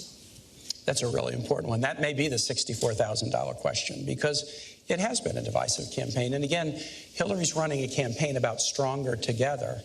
And Donald Trump, and this is not directed at this man, except to the extent that he can't defend Donald Trump. Donald Trump has run a campaign that's been about one insult after the next. But we do have to bring the country together. So here's what we'll do. Hillary Clinton was First Lady, then Senator for 8 years and Secretary of State. And I serve in the Senate. And I'm really amazed, Elaine, as I talk to Republican senators, how well they regard and respect Hillary Clinton. She was on the Armed Services Committee. She was on other committees. She worked across the aisle when she was First Lady to get the CHIP program passed so that 8 million low-income kids have health insurance in this country, including 150,000 in Indiana. She worked across the aisle after 9/11 to get health benefits for the first responders who bravely went into the towers and into the Pentagon. She worked to get benefits for TRICARE benefits for National Guard members, including Hoosiers and Virginians in the National Guard. She has a track record of working across the aisle to make things happen. And you know, Elaine, I have the same track record. I was a governor of Virginia with 2 Republican houses. And in the Senate, I have good working relationships across the aisle. Because, I think it's fine to be a Democrat or Republican or independent, but after Election Day, the goal is work together. And Hillary Clinton has a track record of accomplishment across the aisle that will enable her to do just that when we work with the new Congress in January. Governor, how will you unify the country if you win? Well, thank you, Elaine, and thanks for a great discussion. Absolutely. Tonight. Thank you, Senator. This is a very challenging time in the life of our nation. Weakened America's place in the world after the leadership of Hillary Clinton and Barack Obama on the world stage has been followed by an economy that is truly struggling, stifled by an avalanche of more taxes, more regulation, Obamacare, the war on coal, and the kind of trade deals that have put American workers in the back seat. And I think the best way that we can bring people together is through change in Washington, D.C. You know, I served in Washington, D.C. for 12 years in the Congress of the United States. And I served with many Republicans and Democrats, men and women of goodwill. The potential is there to really change the direction of this country, but it's going to take leadership to do it. The American people want to see our nation standing tall on the world stage again. They want to see us supporting our military, rebuilding our military, commanding the respect of the world, and they want to see the American economy off to the races again. They want to see an American comeback. And Donald Trump's entire career has been about building. It's going through hardship just like a business person does, and finding a way through smarts and ingenuity and resilience to fight forward. And when Donald Trump becomes president of the United States, we're going to have a stronger America. When you hear him say he wants to make America great again, when we do that, I truly do believe the American people are going to be standing taller. They're going to see that real change can happen after decades of just talking about it. And when that happens, the American people are going to stand tall, stand together, and we'll have the kind of unity that's been missing for way too long. All right, gentlemen, thank you so much. This concludes the vice presidential debate. My thanks to the candidates, the commission, and to you for watching. Please tune in this Sunday for the second presidential debate at Washington University in St. Louis, and the final debate on October 19th at the University of Nevada, Las Vegas. From Farmville, Virginia, I'm Elaine Quijano of CBS News. Good night.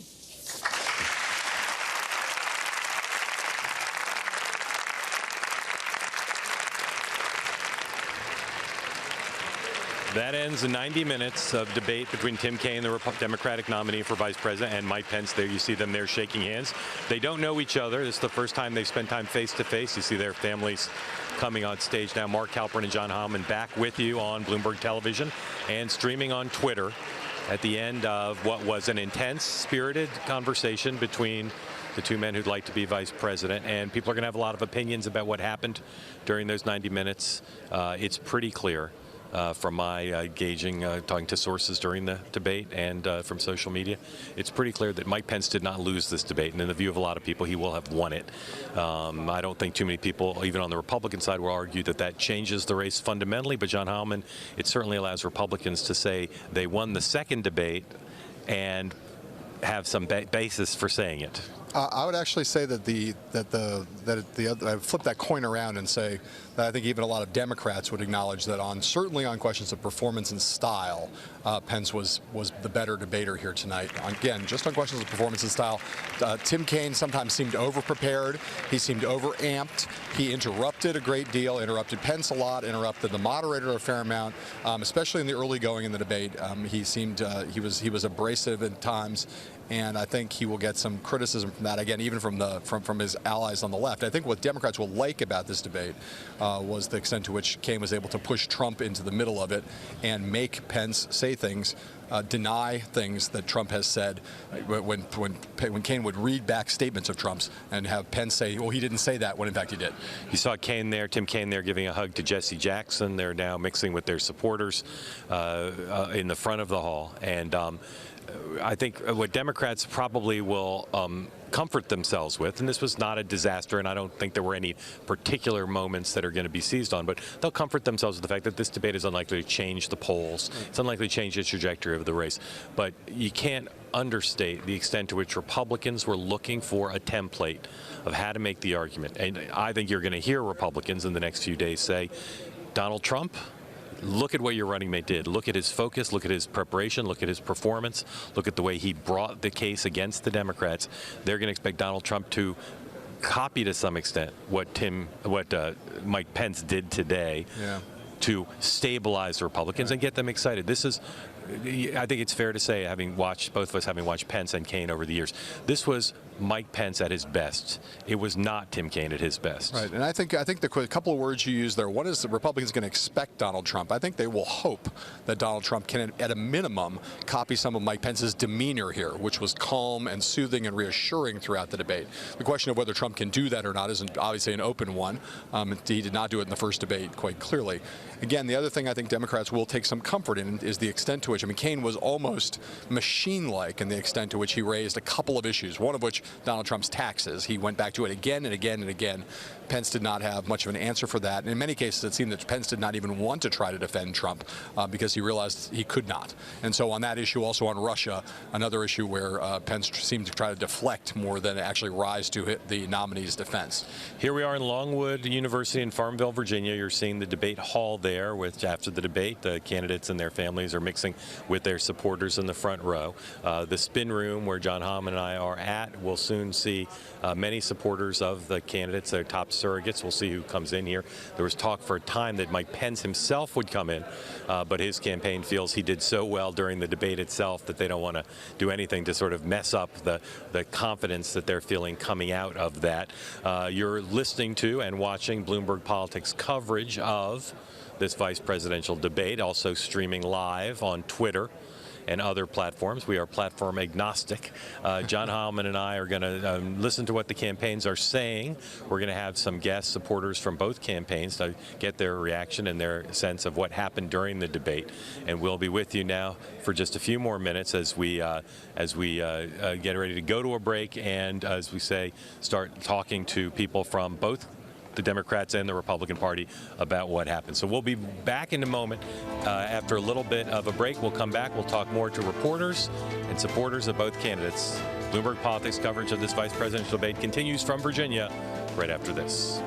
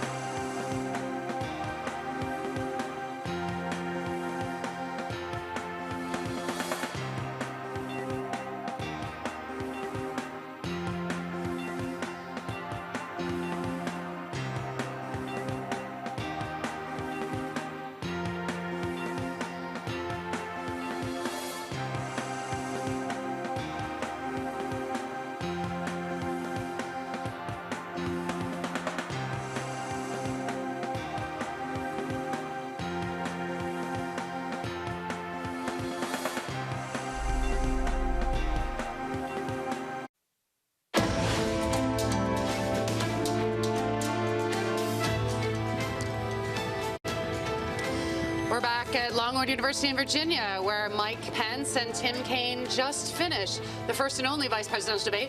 We've got metrics pouring in from our friends at Twitter who are broadcasting along with us, who tell us that the top tweeted moment of the entire night was a foreign policy section that dealt with Russian President Vladimir Putin. The runners-up for top tweeted moments were also about foreign policy, including nuclear weapons. And then around 10:32 p.m., when Pence said, "Senator, you whipped out that Mexican thing again." It's a moment to remember. Look at this. This line graph tracks the Twitter traffic throughout the debate. At that high point there, at around 10:12 p.m. Eastern, was the peak of the Putin conversation. Meanwhile, the top 3 issues that Twitter users discussed over the past 90 minutes were foreign affairs first, the economy second, and terrorism.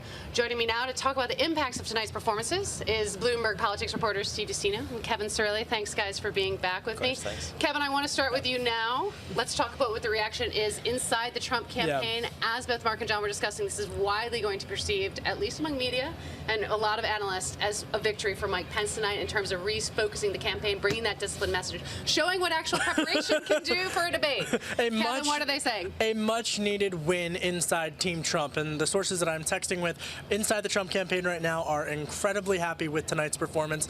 The bottom line is this, though. Yes, this is a win among the pundit class for the Trump campaign, much needed.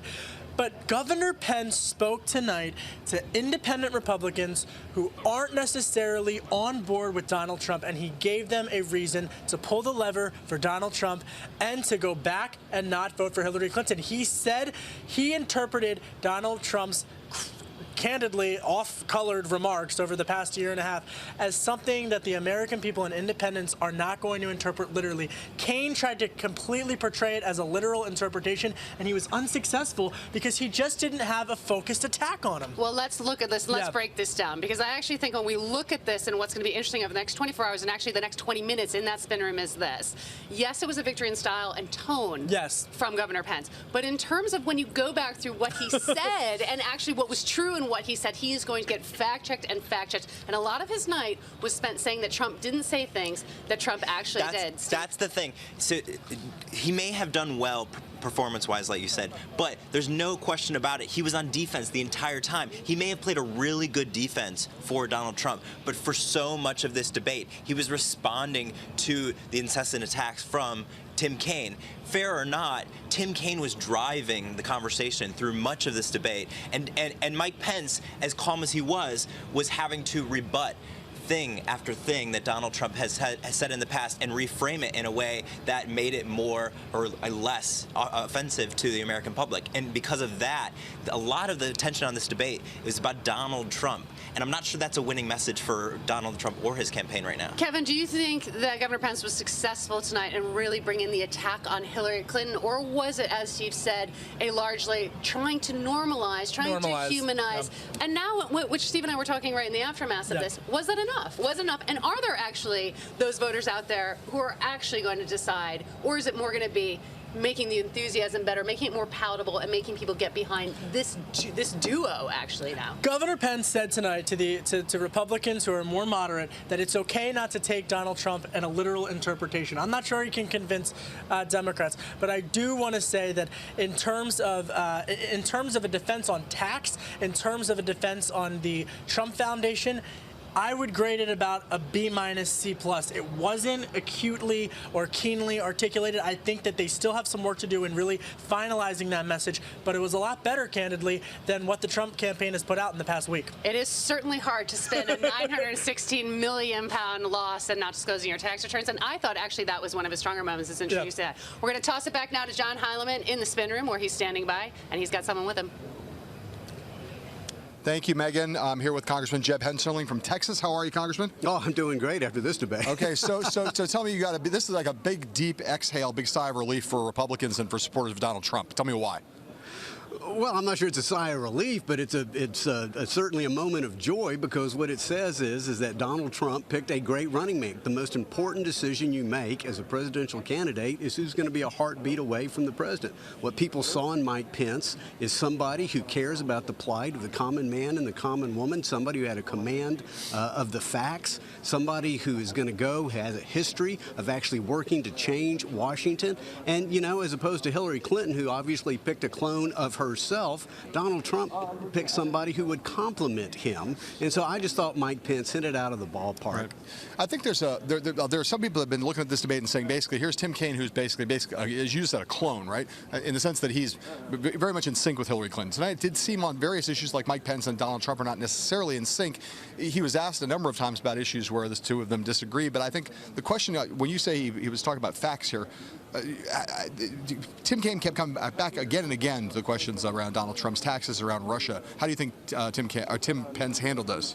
Well, I thought he did well. I mean, I'm shocked. I'm absolutely shocked that Tim Kaine and Hillary Clinton would want to talk about Russia. I mean, Hillary Clinton presses the so-called Russia reset button, and then all of a sudden, Russia invades the Crimea. Russia all of a sudden gets aggressive in Syria, one of the great humanitarian tragedies that's going on in the world. We have the worst relationship with Russia since the Cold War, and Hillary Clinton's responsible, and Tim Kaine wants to bring this up. He had a pretty desperate position to have to defend. It is the case that Mr. Trump has said that Vladimir Putin is a stronger leader than Barack Obama. Tim Kaine challenged him on that tonight, and Mike Pence tried to deny that was true. No, what he said was, look at the actual quote. When it comes to supporting the Russian people and leading the Russian people, right. I mean, all of a sudden you look around and you think, my Lord, Vladimir Putin is on the attack. America's on the defense. All of a sudden, he's being a stronger leader for his people than Barack Obama and Hillary Clinton is being for our people. It's not support for Vladimir Putin. It's condemning the feckless leadership that we have in Washington. It still sounds to me like you're saying you think Vladimir Putin's a stronger leader than Barack Obama. That sounds for his people. Is that what you're saying? What I'm saying is that he has done a better job, a stronger job, which is shocking. I mean, every American is appalled at what has happened. I mean, why has Russia been succeeding and America has been retreated? That's an indictment of Hillary Clinton's leadership. Why would we ever trust her with the most important thing, the security of our families, the security of our nation, when she has done an incredible, lousy job in making the world less safe? All right, Congressman Hensling, I'm gonna say good night to you. Thank you very much for coming here. Thank you for spending the time. I know you think that you guys had a good night, and congratulations to you for that. I have Jen Palmieri over here, who I think I can make come and talk to me. Come here, Jen Palmieri. Step in here. I'll take that. Here we go. You guys can swap out. We'll take a Republican out and put a Democrat in. Jen, I'm going to give you this. I'm going to put this microphone in your hand. I know you're that's okay. You're a mistress of the stick mic, right? No, I'm not. I don't. But I'm going to try to not gesture with my hands like I normally do. So Republicans, Jen Palmieri is communications director for the Hillary Clinton campaign. Jen, nice to see you. Nice to see you. Hi, there's a widespread sense that, at least on style points tonight, that Mike Pence had a better night than Tim Kaine. Do you accept that at a minimum? No, because the point of the running mate debate, the point of the vice president's debate, is to do two things: to be an effective advocate for your candidate and to hold the feet to the fire of the opposing ticket. Right. And we think that that is what he did very effectively tonight. You are not supposed to do what Mike Pence did, which was audition for the next election. I think Mike Pence was more interested in 2020 tonight than he was in defending his own ticket. I mean, he did not defend Donald Trump on anything except not paying taxes, and I think that went pretty badly. Right. Did you have a sense, I mean, at least at the outset, that maybe Tim Kaine was a little bit over-prepared and a little bit too amped up and a little hot at the outset? I do. So my experience is that, whatever outcome you have, it's never, there's something that everyone's going to critique in that. And I know coming into this, there was a big question, was Tim Kaine such a nice guy? Everybody loves Tim Kaine. And is he going to be able to be tough enough? And he had a hard job to do tonight because Mike Pence refused to engage. Mike Pence did refuse to defend his running mate, and I think that Senator Kaine had to be aggressive in making the point that you're not defending, you're not going to back up your own candidate on the things that he has said and some of the policies that he's held. And that was his job. That is what he was sent here to do, and we thought he did it really effectively. You were knowledgeable about how media reacts to these debates, and yes. In terms of the fact that there are moments that get replayed over and over again. That's part of why these debates matter. What do you think was the best moment for your side? What's the bite that's going to get played over and over again that's going to be most helpful to the Hillary Clinton-Tim Kaine ticket? I thought the interaction on immigration and the interaction on criminal justice, which showed the depth of understanding and what Tim Kaine actually really is motivated by, really cares about, and I think that that was particularly revealing moments. Jen, we're going to do a little daisy chain right now because we have the chairwoman right here to your right. I know you're familiar with her. This will be be Donna Brazil, the interim chair, and perhaps longer than interim. Step right in, Donna. Yes. Good to see you, Madam Chairman. I want to first Chairwoman, Madam Chairperson, there Madam you go. Chair. You can call me.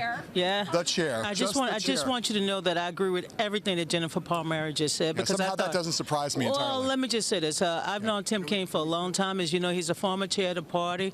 I've come down to Virginia many times to work with Tim Kaine when he was running for governor and, of course, United States Senate.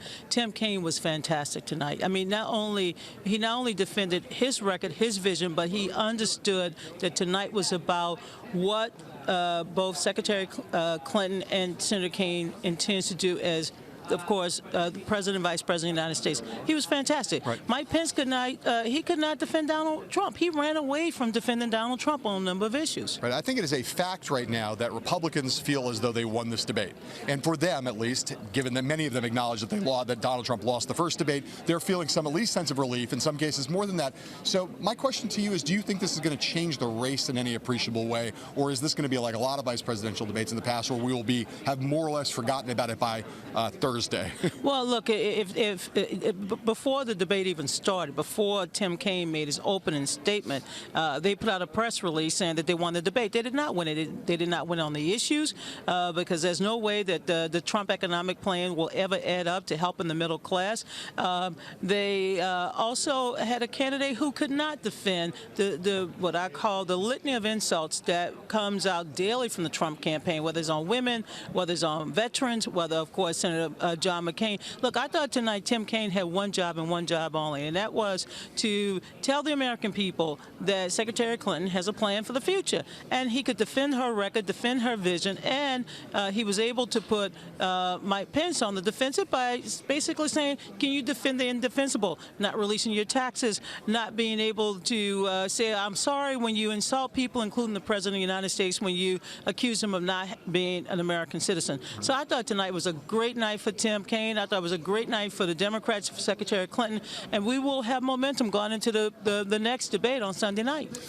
How much do you think? How much there was for the last, as things have gotten worse for Trump over the course of the last 8 days when he's had a bad stretch, there was a lot of pressure, and there still is a lot of pressure going into this next presidential debate. Do you think that this evening, at a minimum, just a little bit, from a Republican point of view, will decrease any of the pressure on Trump, or do you think the stakes are just as high for him on Sunday as they were going into this debate tonight? I mean, I don't want to look at my watch right now, but as you well know, there's a certain time of the morning in what they call in the midnight hour that Donald Trump enjoys sending out missives across the internet.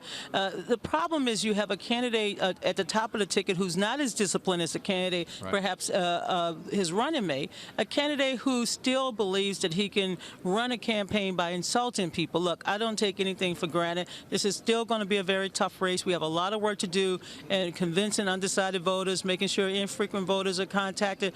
We're running a campaign that is about the future, about reaching people where they live, work, play, and pray. All right. Oh, that's good.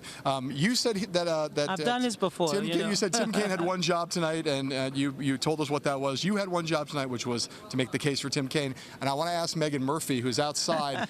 Megan, you've just heard two Democratic women of great seniority, one Jennifer Palmieri, one Donna Brazil, make the argument against what is the onsetting conventional wisdom that Mike Pence won this debate. What do you think of the spin you're hearing from these Democrats, Megan? Well, look, I mean, I think that this is going to be the issue in terms of substance versus style and tone. And I think what we're seeing is this immediate reaction that this was a win for Mike Pence is the acknowledgement that, yes, he came across as very smooth, very polished, very prepared.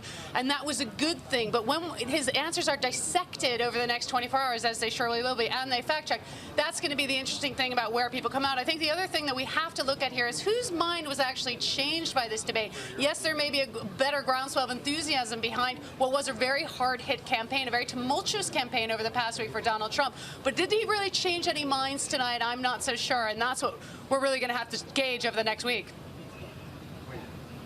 All right, Megan, thank you very much. This is John Heilman here in the spin room with Donna Brazil. We're broadcasting live on Bloomberg Television, but also in an unprecedented historic partnership with Twitter, live streaming our coverage both before the debate, during the debate, and now after the debate. To all of you folks out there who are watching this on other platforms, not just the television, thank you for watching. Donna, thank you for being here. At Donna Brazil. That's my Twitter Donna handle. Brazil, that's her handle. She's a great self-promoter in addition to being a great promoter for the Democratic Party. Thank you very much. We'll be right back.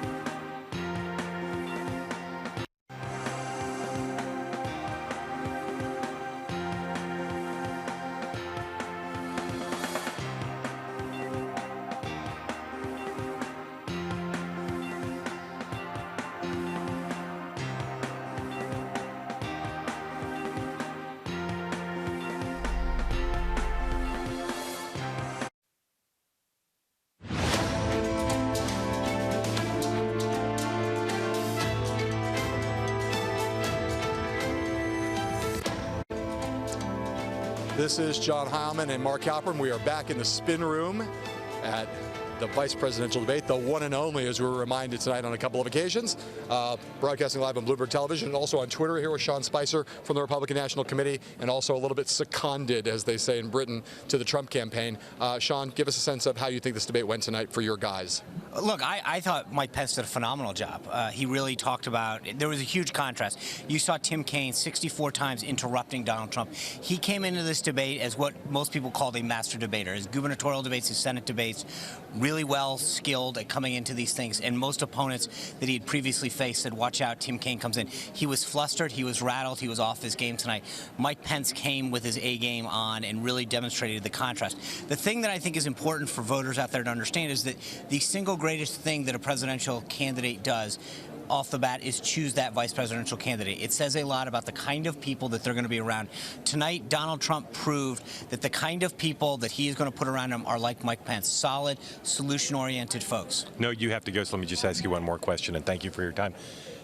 I know you all think, and even some Democrats are agreeing, that Pence had more good moments throughout the night. Right. Is there a single moment you think you would point to say, boy, I hope that's what gets replayed over and over on TV and the web? There were several. I mean, I really, honest to God, I can't. There are a couple one-line zingers that he came back on. I thought he threw the Reagan line out. There you go again. He said, I bet, Senator Kaine, you've worked on that a lot. There were a couple of those, but I think the substantive exchanges where he bested him on substance and talked about why, he contrasted his record as governor in Indiana, bringing down taxes, bringing down unemployment, to Tim Kaine's record of bringing up unemployment. So there were a couple substantive policy issues. There were a couple of zingers. On Sunday night, would you prefer that Donald Trump perform more like Mike Pence did tonight, or Donald Trump did in the first presidential? Well, look, Donald Trump's got to be Donald Trump. He can't try to be a politician. That's not who he is. But I think the more that we can focus on issues, the better. People are ready for change in this country. There's no question about it. The more that he can be an agent of change where people feel comfortable with him as president, the better, because that's where we're going to win. You feel better after tonight than you did after the first presidential? I feel great tonight. Okay. I'm going to sleep tight. Thanks, guys. Thank you, man. Appreciate it. See you in St. Louis. Thanks a lot, Sean. Sean Spicer's top advisor at the Republican National Committee, who's been spending a lot of time time integrating the operation with the Trump campaign. Mark Halperin, John Hammond here with you in our closing minutes on our coverage of the vice presidential debate on Bloomberg Television and on Twitter. So I was circulating a bit and listening to the spin. Republicans are sky high, and Democrats are, I wouldn't say they're making excuses openly, but they're trying to justify and nitpick. So again, you probably couldn't have hoped if you were a Republican for a better night. But I think even Republicans will acknowledge this hasn't fundamentally changed the race, but it does give the Republicans a stop in, just as Joe Biden did for Barack Obama 4 years ago, a stop in the sense of everything is going in a bad direction for the Republicans. Right. I think that analogy is a really good analogy. As people probably remember, Barack Obama had a horrible first debate in Denver, maybe not quite as bad as Donald Trump's because he didn't spend a week worsening the situation. So Republicans needed a respite here. They needed to get something to give them some sense of hope or a big sigh of relief. And in just the way that Joe Biden, in a different style, obviously, because Biden debated in a different way, but in a very much the same way, Biden was able to give Democrats a moment to kind of feel like the sky was not falling. And I feel like Republicans are going to have that coming out of this debate here. The sky is no longer falling on their heads, but they will start to hold their breath again as they wait for Sunday. Right. So we look towards Sunday, and Republicans are going to hope a couple things. They're going to hope that they have a little bit of momentum going into that. They're going to hope that Donald Trump looks at what Mike Pence did and try to seize on those things. They're also going to hope that there's an ability to drive some of the arguments on taxes, on Hillary Clinton's record as Secretary of State, some of these issues which clearly Mike Pence knew how to take advantage of. So not just stylistically strong. And the thing about Mike Pence, which he showed tonight, and anyone who's followed his career knows he can do this.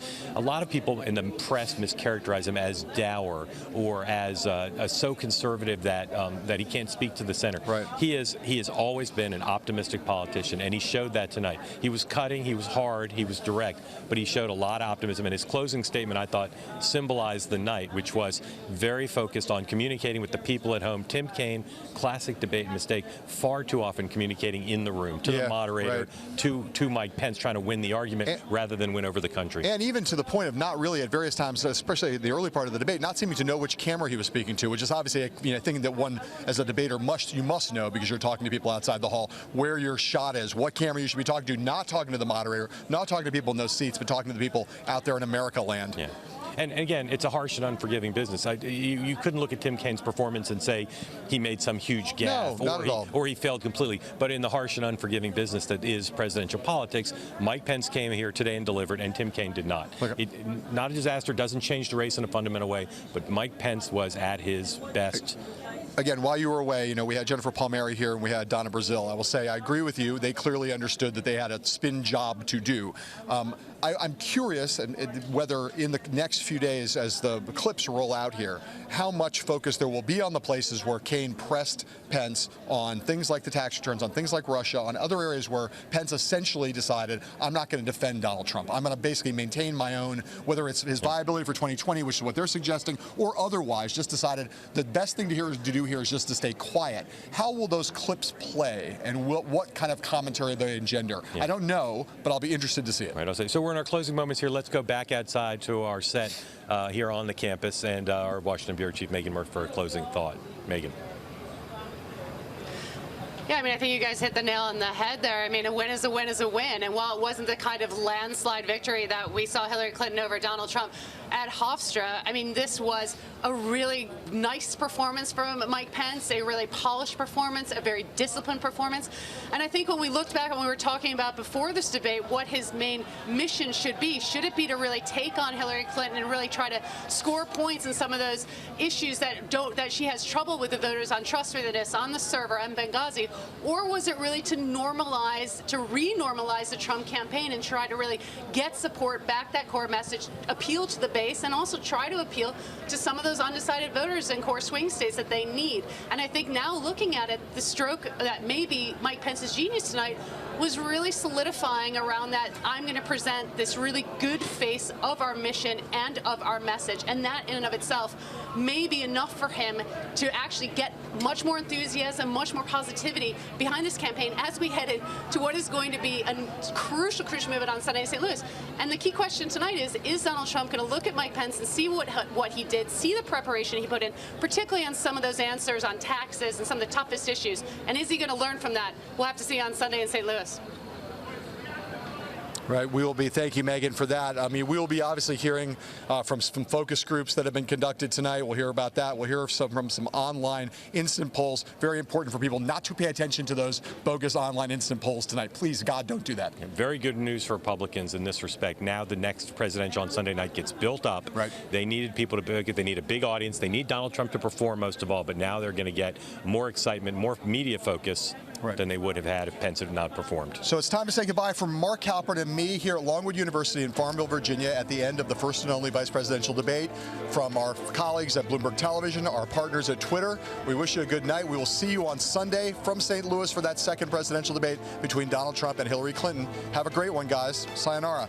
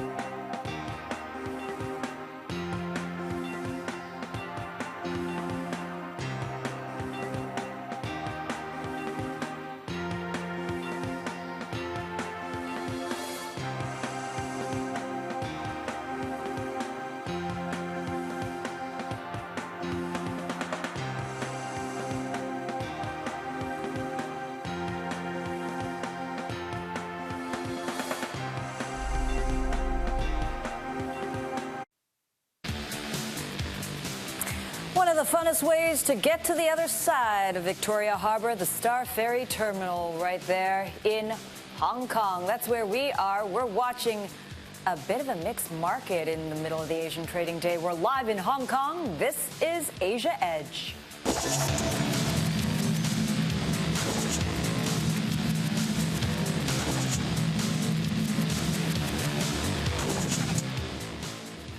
I'm Angie Lau. The top stories this hour. Stocks and bonds fall across the Asia-Pacific as ECB taper talks and settle investors. New Fed comments revive hike speculation.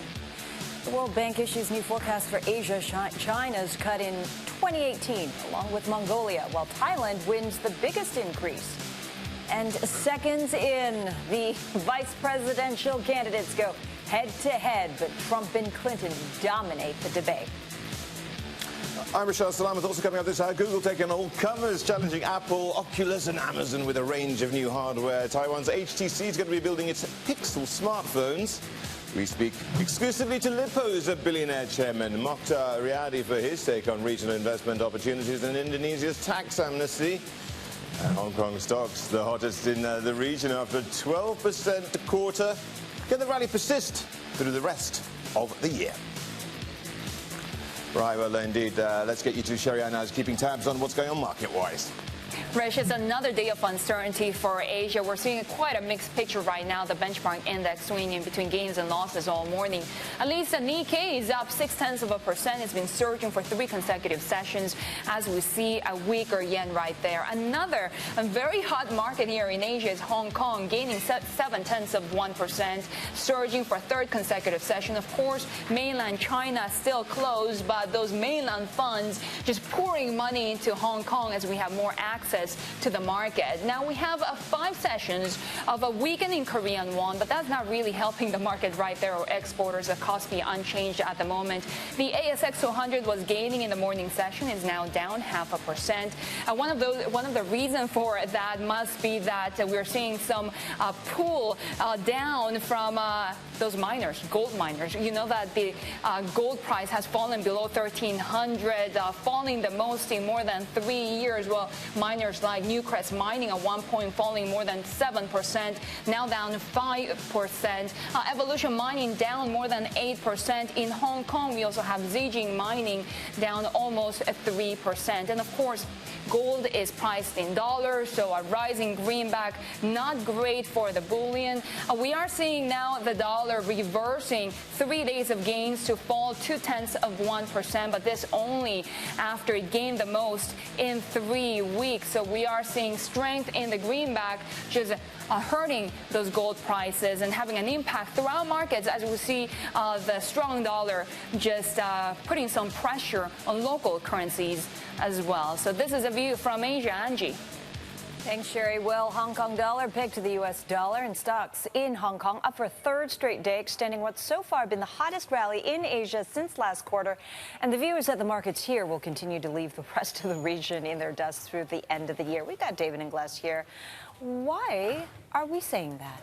Well, excuse me. Well, there's been a massive amount of money that's come to Hong Kong from the Chinese mainland. In fact, these last 3 or 4 months, has seen more net inflows. If you look at the Shanghai Hong Kong Stock Connect, at any other time since that program actually started. I mean, yeah, we had a big spike back in, I think it was the spring of 2015, but it didn't last very long. Obviously, the markets came crashing down, and this is obviously your 2nd hurrah in the last 2 years. It's also a function of markets on the mainland not really doing very well. I mean, you still have cheaper valuations in Hong Kong. Historically as well, and I think we have a Bloomberg chart which shows you this, is that Q4 and October actually specifically have been very good for Hong Kong stocks. I mean, obviously we're looking at historical data. It's no guarantee that we're going to see this in the future. But you look back though, 8 shares, for example, so China 8 shares, with the exception of what happened in 2008, it's been up on every single October over the past 10 years, and up on average by about 5%. Plus, of course, there's a lot of attention right now on this upcoming 2nd tunnel from Hong Kong into Shenzhen. So I guess that's also part of the play here, Angie. Shanghai Connect, Shenzhen Connect. Talk to us about valuations again. Specifically, what are we seeing in H shares versus A shares? Right. So there's obviously been a move in the opposite direction from what we saw last year. I mean, valuations, when you look at, say, Hong Kong, compared to